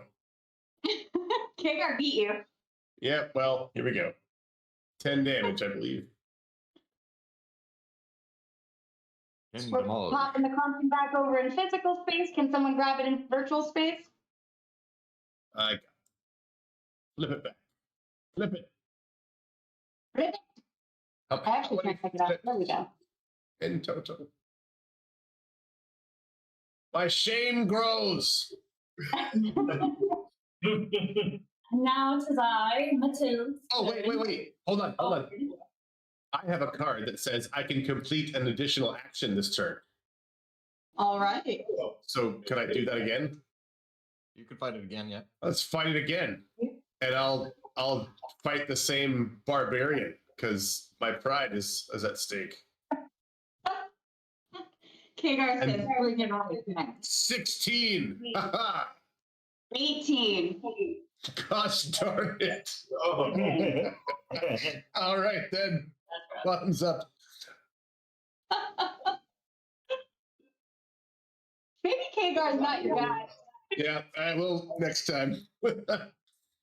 Now, as a question moving ahead, I have this item that says once during my turn I can move into one additional revealed room as long as it's not occupied. I suppose that's very self-explanatory, so I'm not going to ask that. Okay. My turn is over. Okay. So who is after Merlot?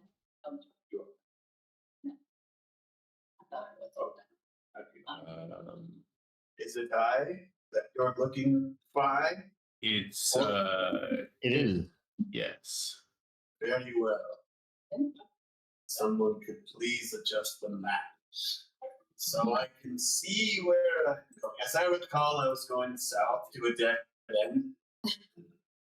Yes, southward. I feel the horde is in the dead end. I've just got a notice from the producer. Everybody, what is your health stat? And please reduce those on your characters. Reduce them by how much? Whatever you Whatever might your health do. It's not like some mysterious dungeon thing. It's just if you've taken damage so far. And I have. Oh, but I I'm not see. able On the to. virtual character. I see. Someone will need to do it for me. I must summon ghost forces to decrease my health to the 40 line. Ghost and producer like drawn together. Otherwise, you have to get what? Hobgoblin. Flaskian. I'm sorry. Hobgoblin. You're gonna I'm Oh, yes. Yes, I'll take him out. No problem. This is a puny hobgoblin. There's no way I could lose this ground, no matter how much boasting I do. Oh, I destroyed him with an 18, or them. I destroyed them with an 18. Then you take one loot card. Excellent. Ghost powers, loot me now. And hey, Flaskian, do you have any loot? I have loot. I would like to take one of your loot cards. Very well. I have more than enough to get. Take two. I don't care. I mean, I would if I can if I can. So the I blue actually card just don't. laid out. I have no control over my loot cards. So let's do this. We'll flip them and then you can grab one from. No look-sees. Sees. My roll 20 doesn't list well at all. How does everybody else have so much health? Me and Tipple are getting pretty low. Yeah, I also have to be reduced by ghost forces because I cannot click up on my character. Yes, I need Ghost Force help as well. We all need a little ghost help sometimes. Where's the meat?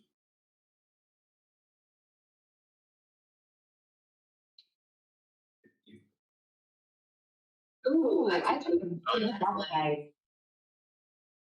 Right, or You might want to mute yourself or in roll 20, getting feedback. Like, There we go. And then I guess putting me in 45.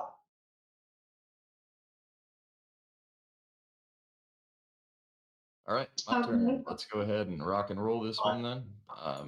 Ghost forces, move me to that room that is next to me with nothing in it so far. I must reveal it to be a looks to be a portal.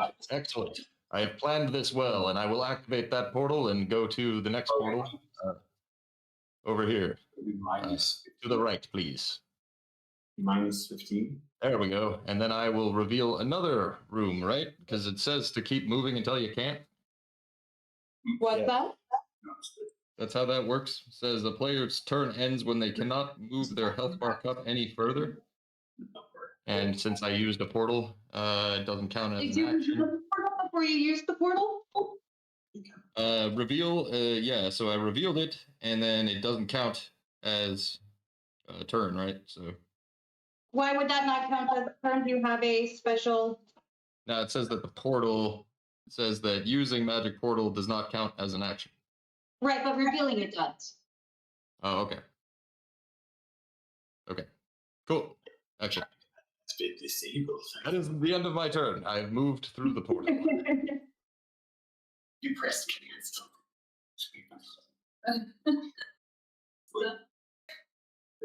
Next up would be Maltilda. Maltilda. Yes, I'm happy and waiting to go as soon as certain technical difficulties on our part are resolved. Okay, cool. Back in the game. Northward, please. Take me forward. What is this? They look Possibly good. It looks nice. Oh wait, less nice. Children holding knives. It's a team. Have you got that? Oh dear. Okay. Children that want to rumble. So I have to choose a partner, right? Okay. Sad Skull, let's go into battle together. Yes, we shall.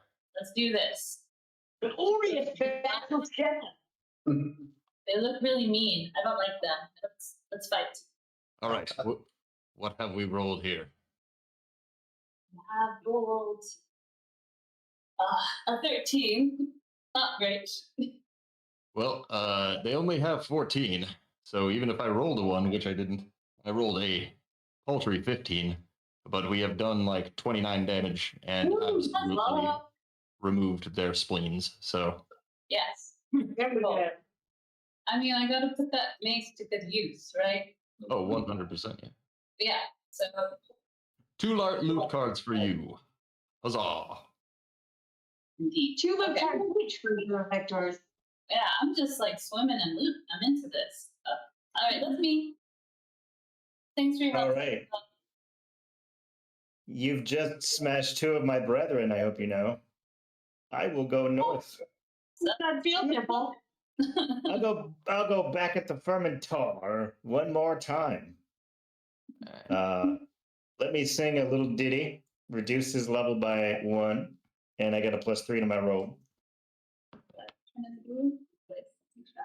Well, let's hear it, bud. What, a 2? Yeah. Call him. In a tavern where laughter's the trend, we raise up our glasses, my friend. With a clink and a cheer, we banish all fear. In merriment, let's now transcend. Dang, that was really good, Marcus. Nice. Thank you. Inspiration. And the chat goes wild. So I got a 12 on my roll. The Fermentor is toast. Nice. Nice, Dipple. So I get You 2 get 2 loot loot cards at long last. Draw and draw again. Excellent. Utter destruction over there. That was pretty good. Is that your turn, Dipple? I know. That is my turn. Okay. So next is going to be Hagar. Hmm? And he's going to overturn tile here. Bring up the Mudslide Dragon. Team So battle. being a team battle, Hagar, who are you choosing? He says Flastian. Are you up for Flastian? Yes, I will roll now. Very aware of what I'm up to right now. I'm so sorry. It's another 4. Yeah, so with an 8 and a 4, y'all do not handle it. Hagar's going to take 5 damage, and we're going to turn this back over. Womp womp. Oh. Go ahead and flip that slide on roll 22. And then Cynthia's going to move. Oh, thanks for whoever put the trap right next to me. That is so nice of you. So we'll handle that real quick. And I got a 3. So I'm going to take 10 damage, but I do get to go into the room. So we're going to clear the trap. And we're going to flip the room. And that's a power up. So I just get to move right into there and take it. Can anyone tell me how many are there? Is it 1 or more?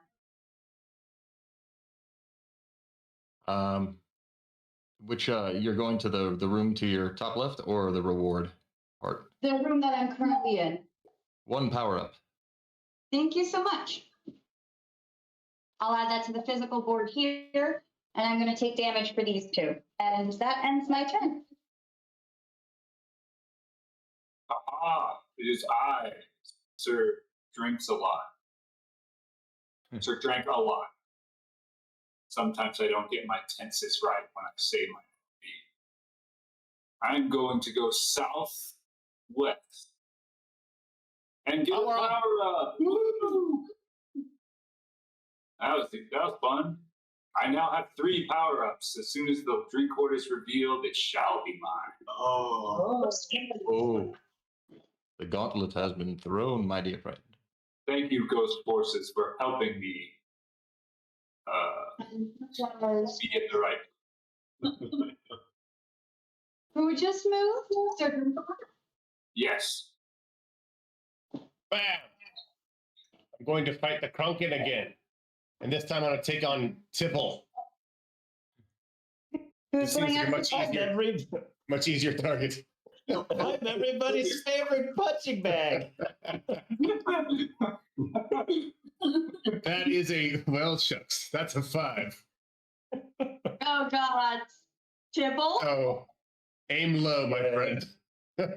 I rolled an 11. That well, Okay, you are not doing well, Merla. Nope. Okay. 10 damage. Ooh. I'm getting. Oh, you're taking 10, Merla? It's getting So- a little big guy. Nobody's lost all their HP yet, but from what I've read, it's not permadeath. You just go back to the start base, and any special items you have are left where you died. Is that right? That is correct. Yes. Well, I've got 5 health left, so anything's gonna kill me. Next up is passing it on to Flaskian. Flaskian. Flaskian. Dead end. All right.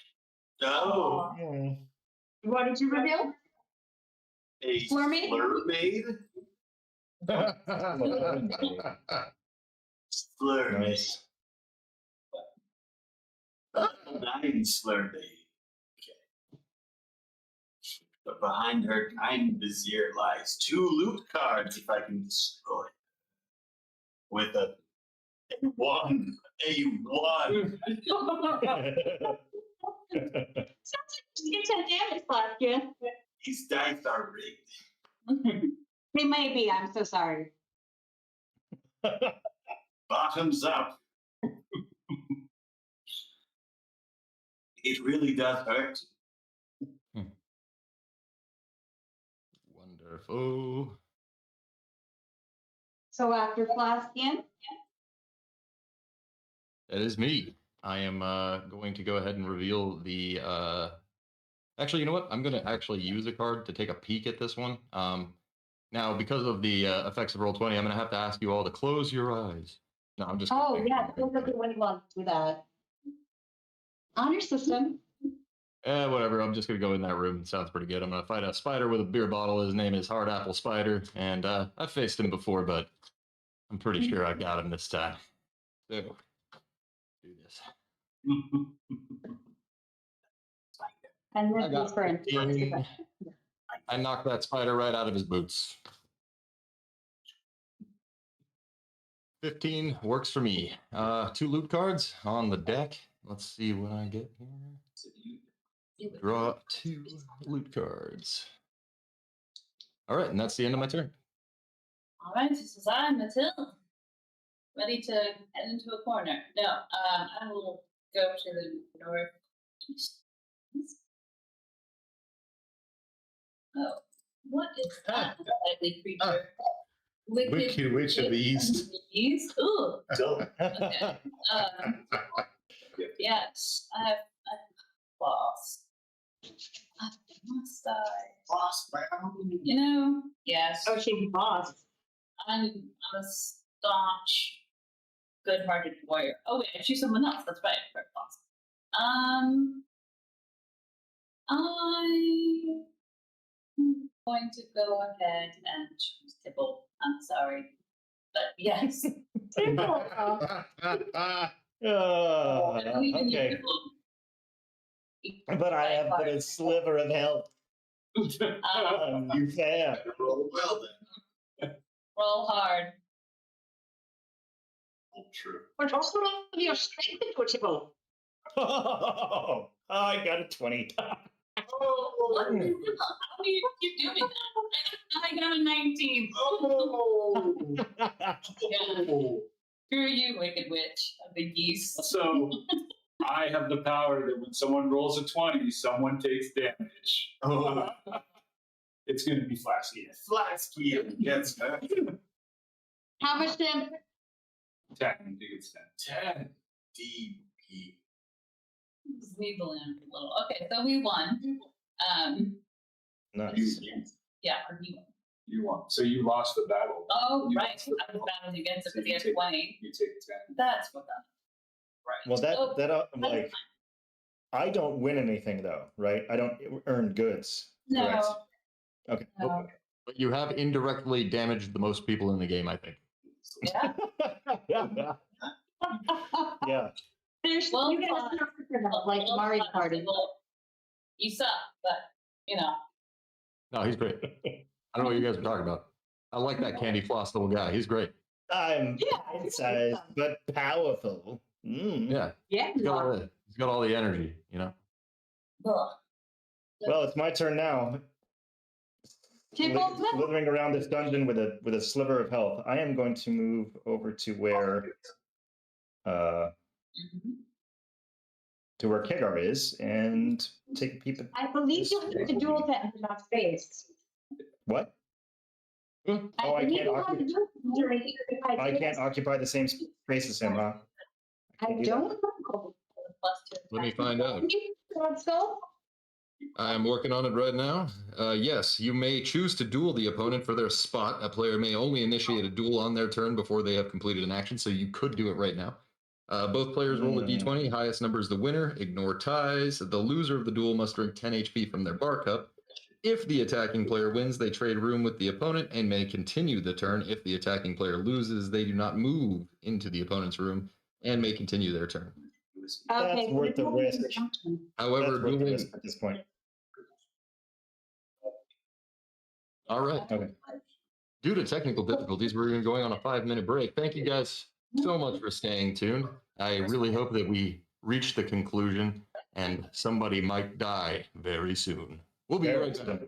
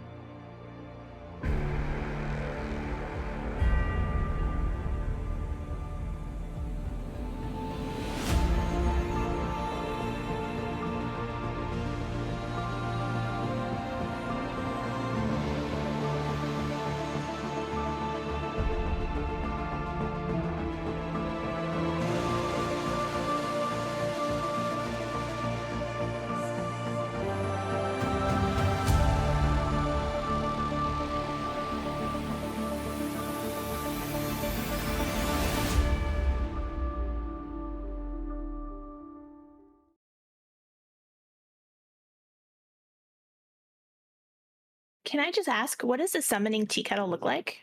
Oh, a summoning tea kettle. It is made out of cast iron that has been painted ritually with symbols in blood, obviously, that are then coated and shellacked over so that they don't flake off, that way it can last for centuries. And we use a nice clear coat though, so you can see them quite nice, quite clear. We mix in with the blood, we mix in the iridescent paint, so it gives us a nice little beautiful shimmer, especially as it heats up. And as you heat it up, that's where the magic happens, because that is when all of the symbols start to glow and get bright and beautiful. And as the tea kettle whistles, that is the summoning ritual complete. If you have an interest in using the summoning tea kettle, or taking part in any of the other worlds in our games, you don't have to have experience. Just join our Discord, and the GMs will work with you and help you find a game you enjoy. The link is in the chat. Ready to level up your cosplay game? Check out the Geek Forge on Etsy. With a variety of props to give your photos that extra spark, you'll find just what you need. Hold magical fire in the palm of your hand, or take a potion to restore your mana. With a large variety of colors, you can choose your own magical flavor for your cosplay. Bring drama to your photo shoots with these vibrant props and more, all available at the Geek Forge. Are you ready to level up your cosplay?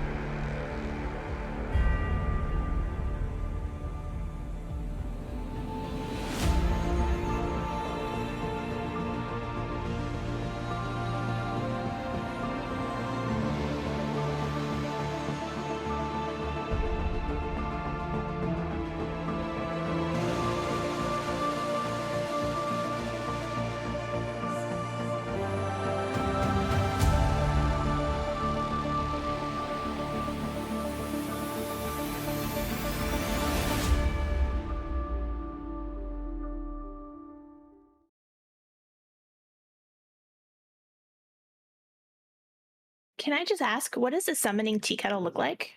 Oh, a summoning tea kettle. It is made out of cast iron that has been painted ritually with symbols in blood, obviously, that are then coated and shellacked over so that they don't flake off, that way it can last for centuries.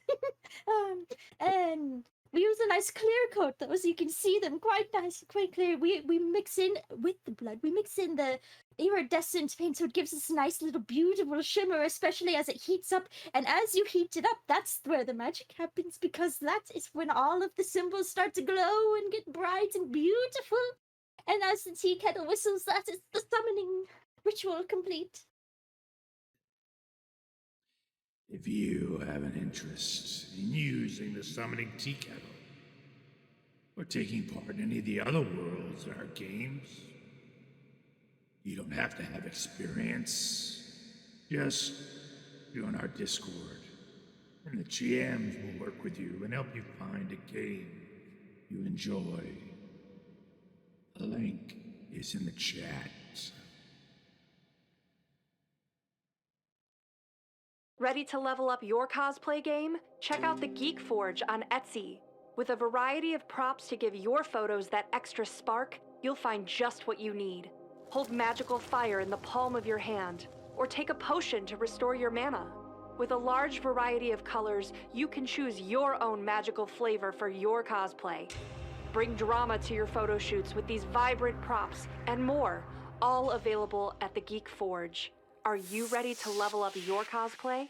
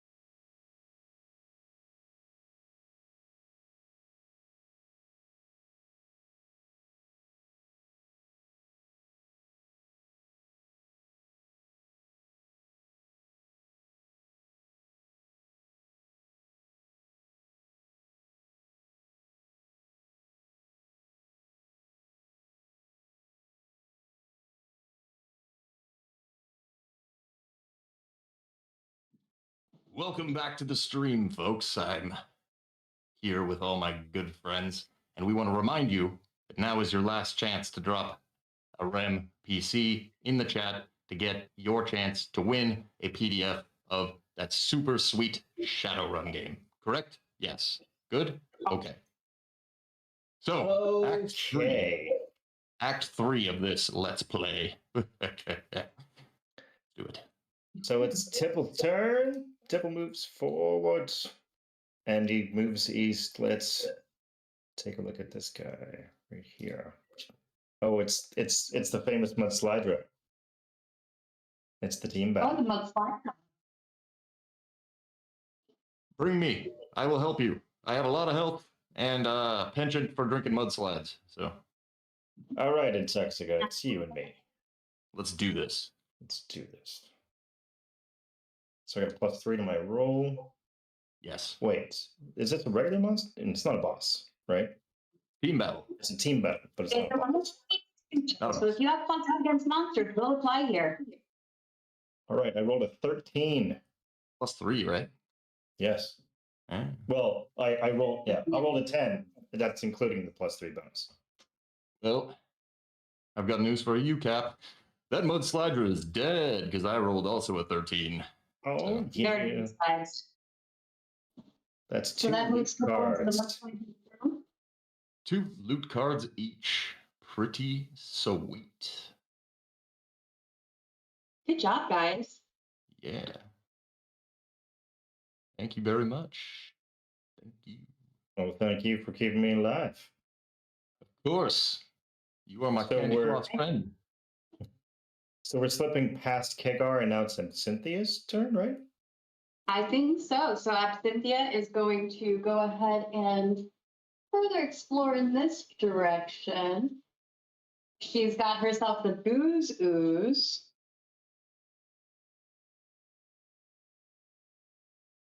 This guy right here.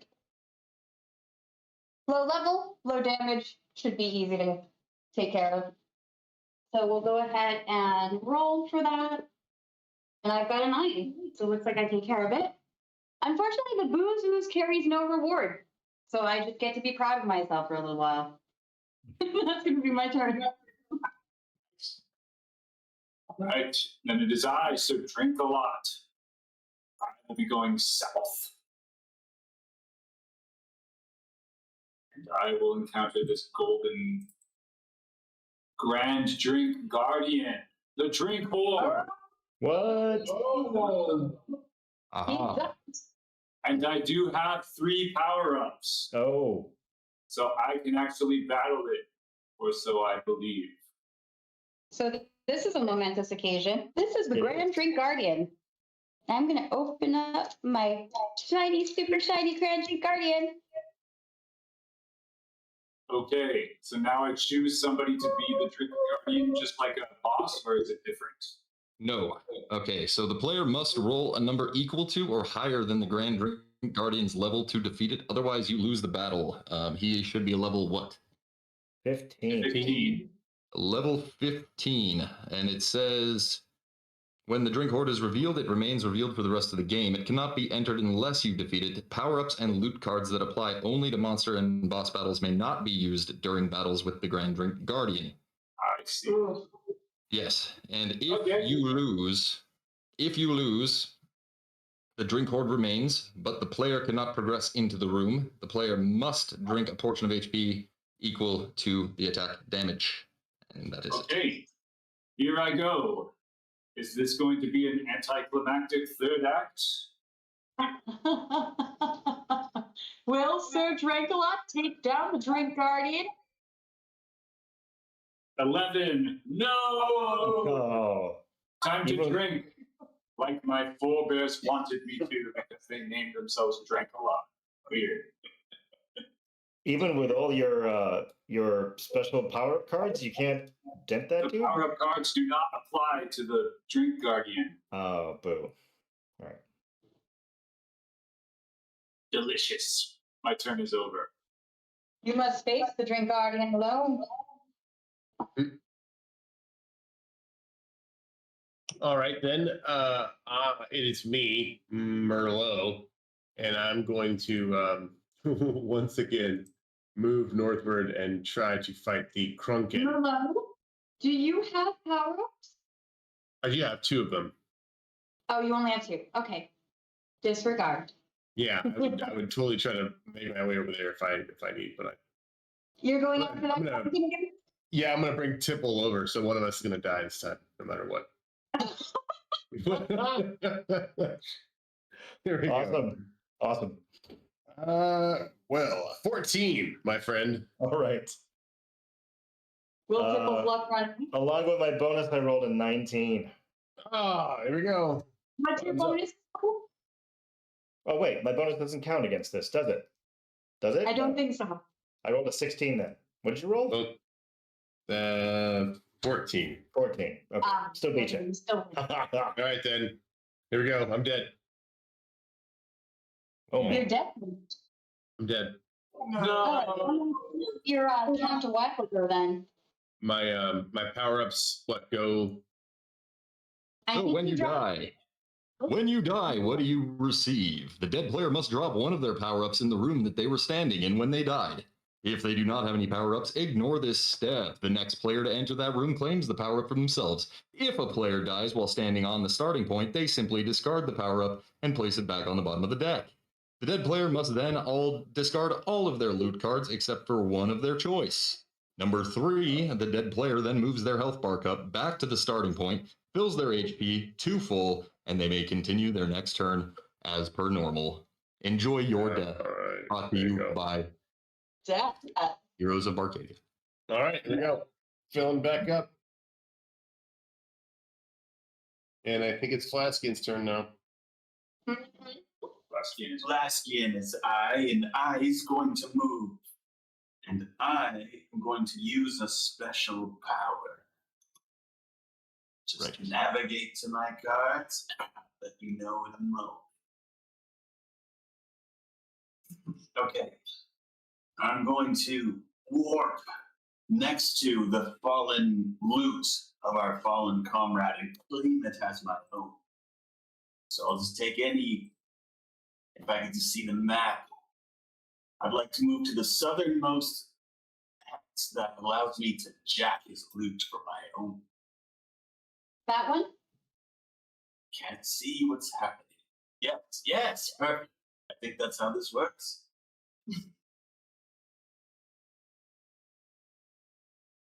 And then I claim the loot. Claim it.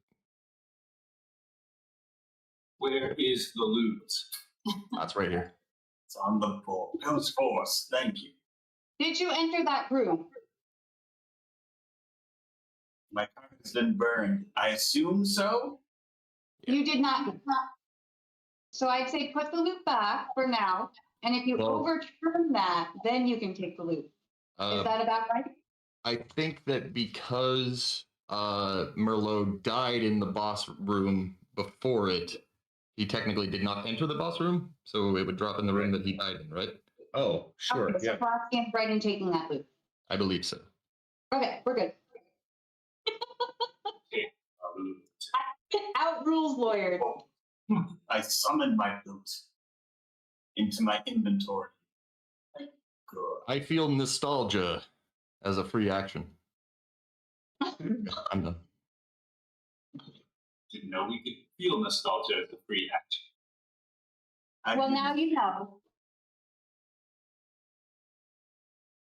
Okay, and then Flaskin, you still get to go. I don't believe that was your turn. Very well. What is to the south of me? What is that creature? The Riding has already been defeated.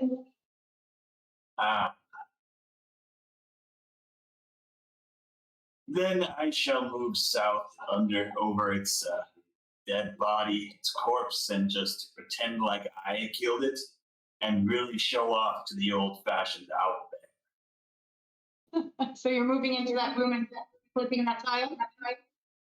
Yes. I don't think you can. Then why was it offered as an option? It was a trap. You have been trapped, Flasky. Run away. You can either go into one more revealed room, you can call it your turn, or you can negate what you just did and go into an unrevealed room that was next to the green fairy. I would go south again to that unrevealed type. You can't do that. That's the one thing you can't do. Then I will fight the green fairy. The green fairy is revealed. That's where you started from. If you'd like to go back there and negate your turn, you can open one unrevealed tile next to you. Then I will do that. All right, let's do that. Which one would you like? The northernmost tile. Okay. Right, It's correct. for you, that's the Krunken. Ah, yes, my mortal enemy. Choose my very well. Sad Skull, you shall be my enemy. Or Righteous. you'll fight them? I forget. Nope. Let's roll. Let's roll against each other, my friend. Do it. Huzzah! Oh God. 13. You have defeated me in combat. I must drink. Cheers. Cheers. So that gives you one loot card and one pound. Excellent. Please, Mr. Ghost Force, would you reduce me to 30?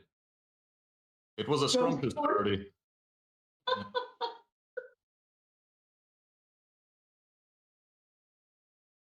Intoxica. Reduce Intoxica's health to 30. Computer reduce Intoxica's health to 30. Oh shoot, you're at 30? Yeah. I haven't been paying attention, Sad Skull. 30 health. I am at 30 health. All right. Let's see. Where should I go? I guess I will go walk over here to this portal here. And I can't move my character. I am Intoxica, and I would like to move into that portal and go to the portal on the left side over by the cask mimic and the wine flayer. Uh-huh.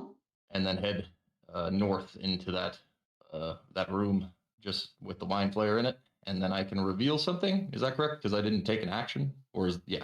You cannot move into an unoccupied room and then reveal. You can move into 2 unoccupied rooms. Unfortunately. So I am all moved out, and it is the end of my turn. Okay. Who's after Intoxica? It is I, Matilda, Stout Warrior, and I will be retrying my luck to the northeast. Yes. I trust the button pusher knows what I'm talking about. Back to the Wicked Witch of the East. Yeah. All right. Baby. Yeah, thinking about it. Didn't work out so well last time. Let's see. Merlin. All right. Let's do this. Is it a team battle or am I fighting? Mm-hmm. Okay. Oh, you're a boss. You're the boss. 6. Defeat that. Easily. 18. Yo. Thank you. Yes, so what do I get? I got a power up. The card to power up. She now has enough to get And the Grand Drink card. I'm ready. Squatter's Also, Don't worry about it. also, Flaxman has enough to get the Grand Drink Guardian. That's 4 of us now who have enough to beat the game. Should we best the Guardian? Sudden death. Nice. Very nice. Yeah. I don't know why you're on the Drink Guardian. I didn't put myself there. But I can be there. I just defeated that guy, so the witch. Yeah, I got so many. I know. Yeah, that's me. I'm good. Let me get more cards. Power up. 4. So Temple's going to move, and so you just mentioned, Thor, that you can only move through 2 previously occupied, beaten monster or boss spaces, and then you can stop, right? You can't move anymore. So on your turn, you can either open one unopened room, or you can move 2 spaces. You can't do a combination of I both will- unless you find fast food. I will move through the demo bouncer and all the way over to what is the guy? What is he? The Fermentar, and that'll be my turn. Okay, we'll put you on that fermentar. Opti, did you take your 10 damage? I did. Okay. Then after Temple is Absynthia. Let's see where we're going. Looks like there's only one square near me, so I'm going to go ahead and reveal it. Can someone read out what that is? It looks like an ent. Wheatbeard. And I'll go with. Who haven't I faced? Have I faced before? I know everyone's thinking of me right now.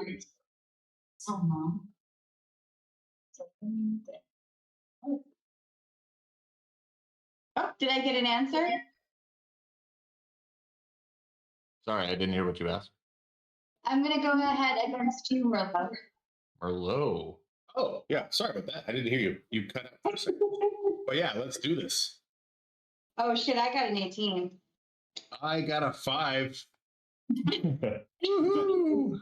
Fix me, Wheatbeard. You take 10, and I get a more than a point.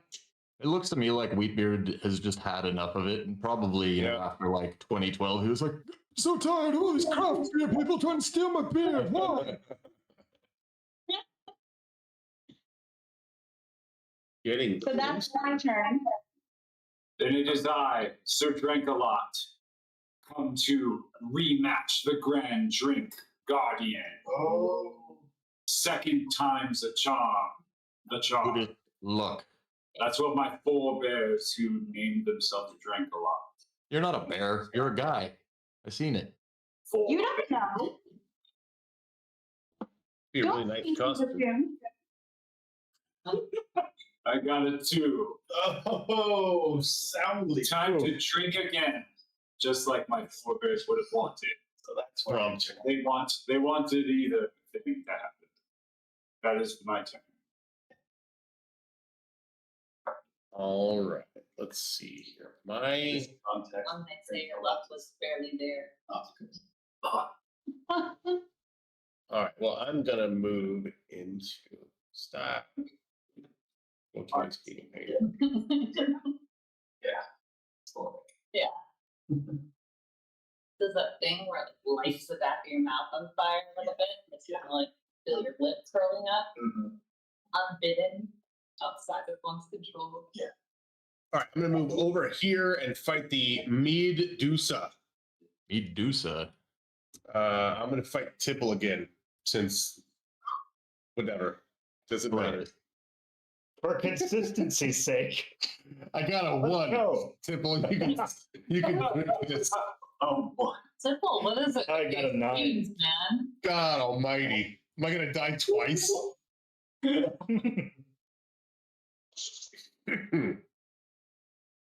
My turn's over. All right. Blaskian, that means you're up, my dude. So Is I, and it is I's turn. And I's am going to move towards the drink horde. Okay. To the west-south direction. Yes. I believe I can move again. Aye. That's the rumor. Okay. And now can I fight? Yeah, I think you can, right? Because it's not a revealed room. So did you move twice? You moved twice though. Stab? No stab? So just moving. Next time, drink horde. There you go. If there be a next time. Is that the end of your turn? You scroll. Yeah, you know what? Yeah, let it be the end of the turn. All right.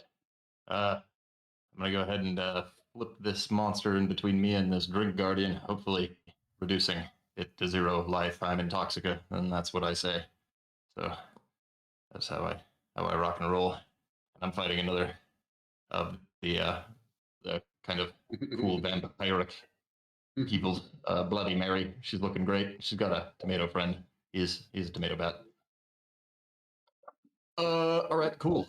Who would like to roll? Who hasn't rolled against a common player this game? Raise your hand if you haven't rolled against one of your friends. That doesn't seem like the fun way to do this. You do it.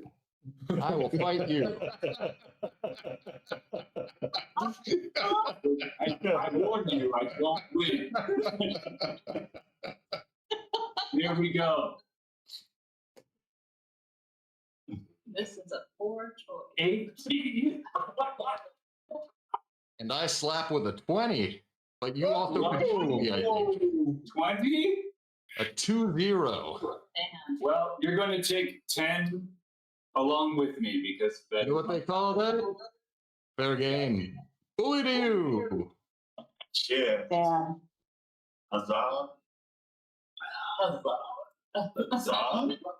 That was a very Gomez/Fester moment, I feel. Yeah. We like it, or we hate it, but we like that we hate it. Or committing to it, no less. Please, All right. oh, great mystic sky captain of wonderful mirth. Please reduce me to 20 health. Down to 50. Ooh. That would be me, the wonderful Intoxica. Purple You were at 20. sorceress of danger. I was at 20. I reduced 10. Excellent. Sounds good. 15, me down to 15. Drinks a lot. Drinker. Sorry, sir drinks a lot to 15. Drinks a lot is that. Was Bloody Mary defeated? Yes, Bloody Mary was defeated. I have go ahead and drawn a loot card and a power up.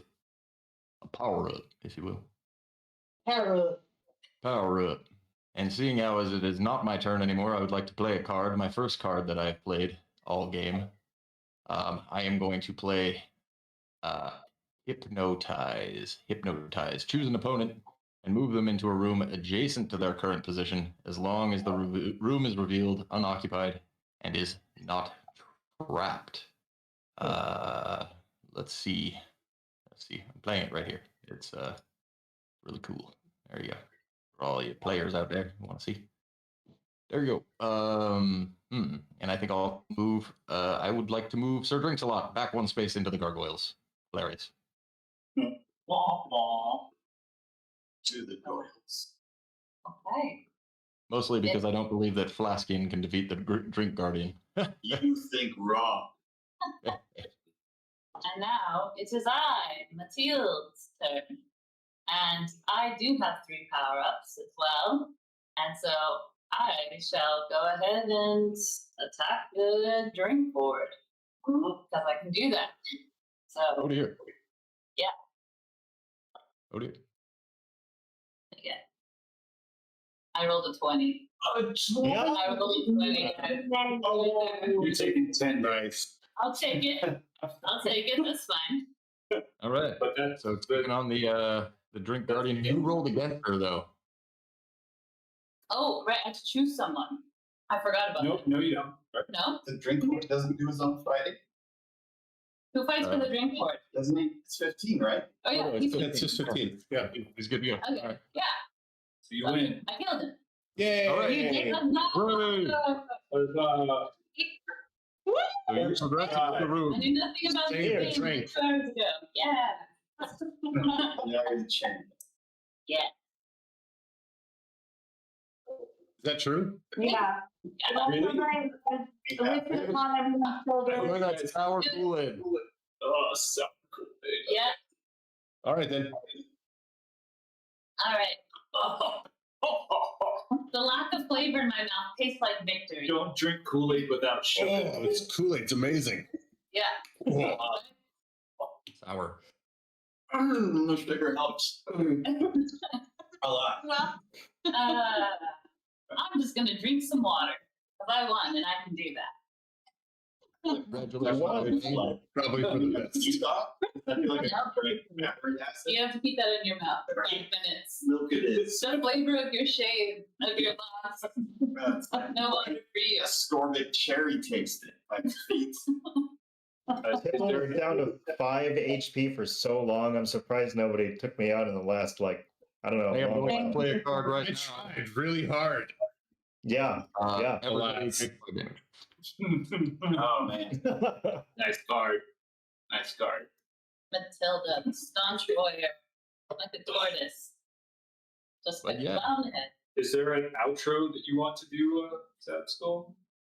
Well, let's go ahead and do this.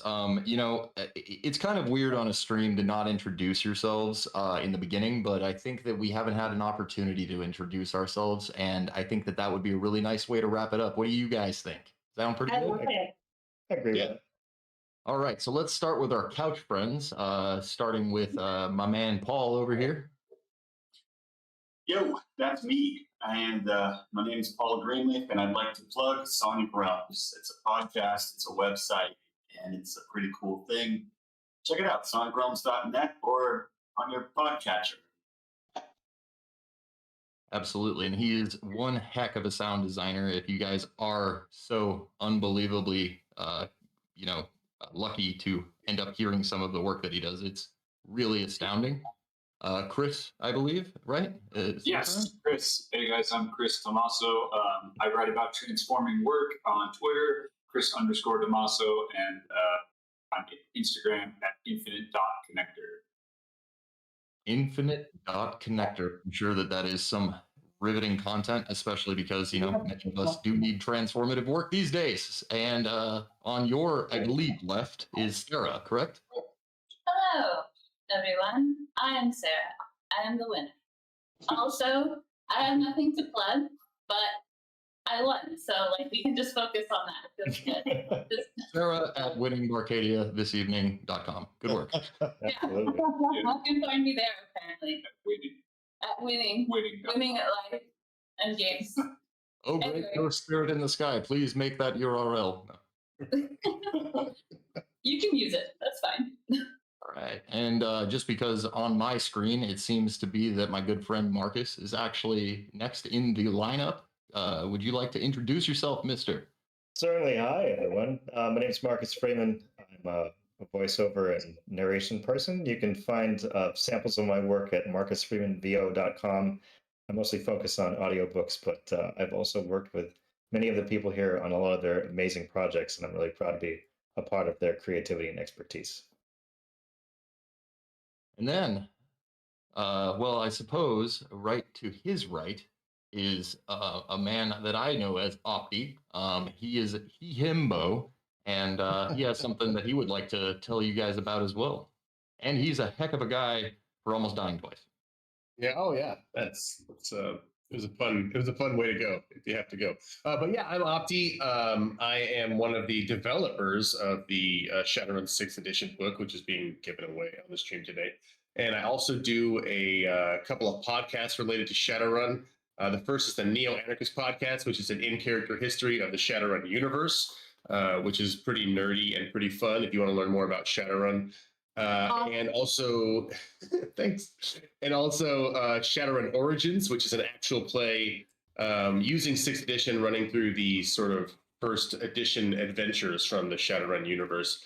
And then also, I'm the founder of Fragging Unicorns Games, which we put out board games and RPGs ourselves. And the most recent Kickstarter we had was for a role-playing game called Subversion, which is also a cyberpunk fantasy role-playing game focused on community and rebellion. So you can check all that stuff out. Check me out at Unicorn Opti or at Fragging Unicorns on Twitter or fraggingunicorns.com.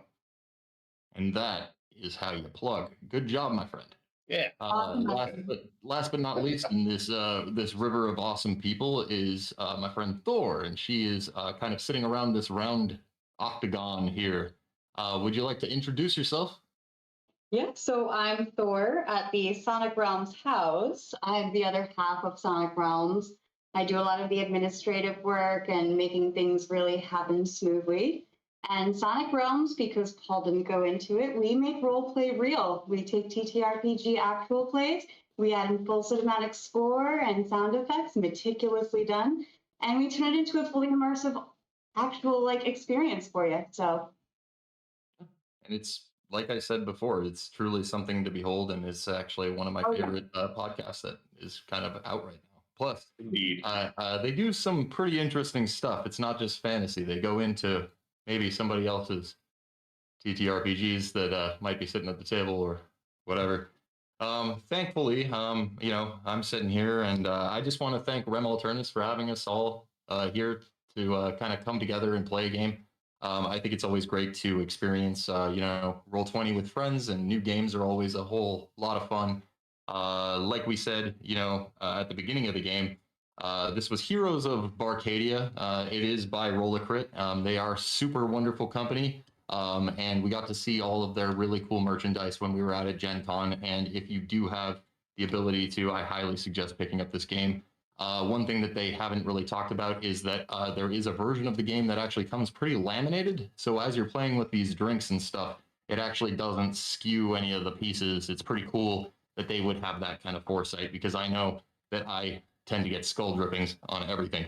So, thank you guys so much. And thank you to our mysterious Squishmallow turned friend who has mysterious a way to help with the production of this this event this evening. And thank you to all of you for tuning in. We really appreciate that.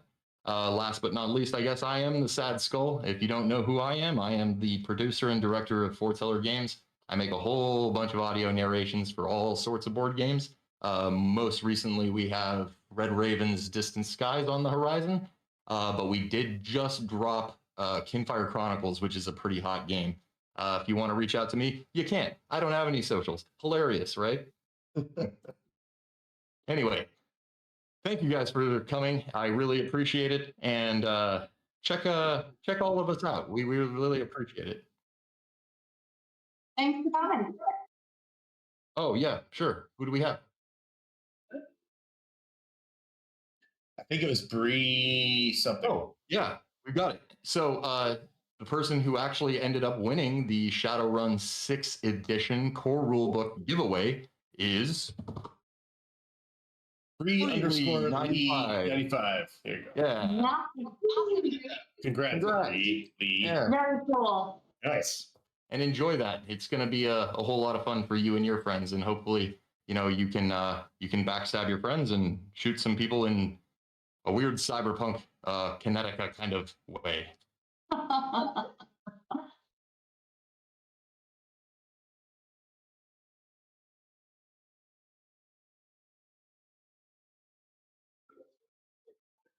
Good night, everybody. Good night. Good night, everyone.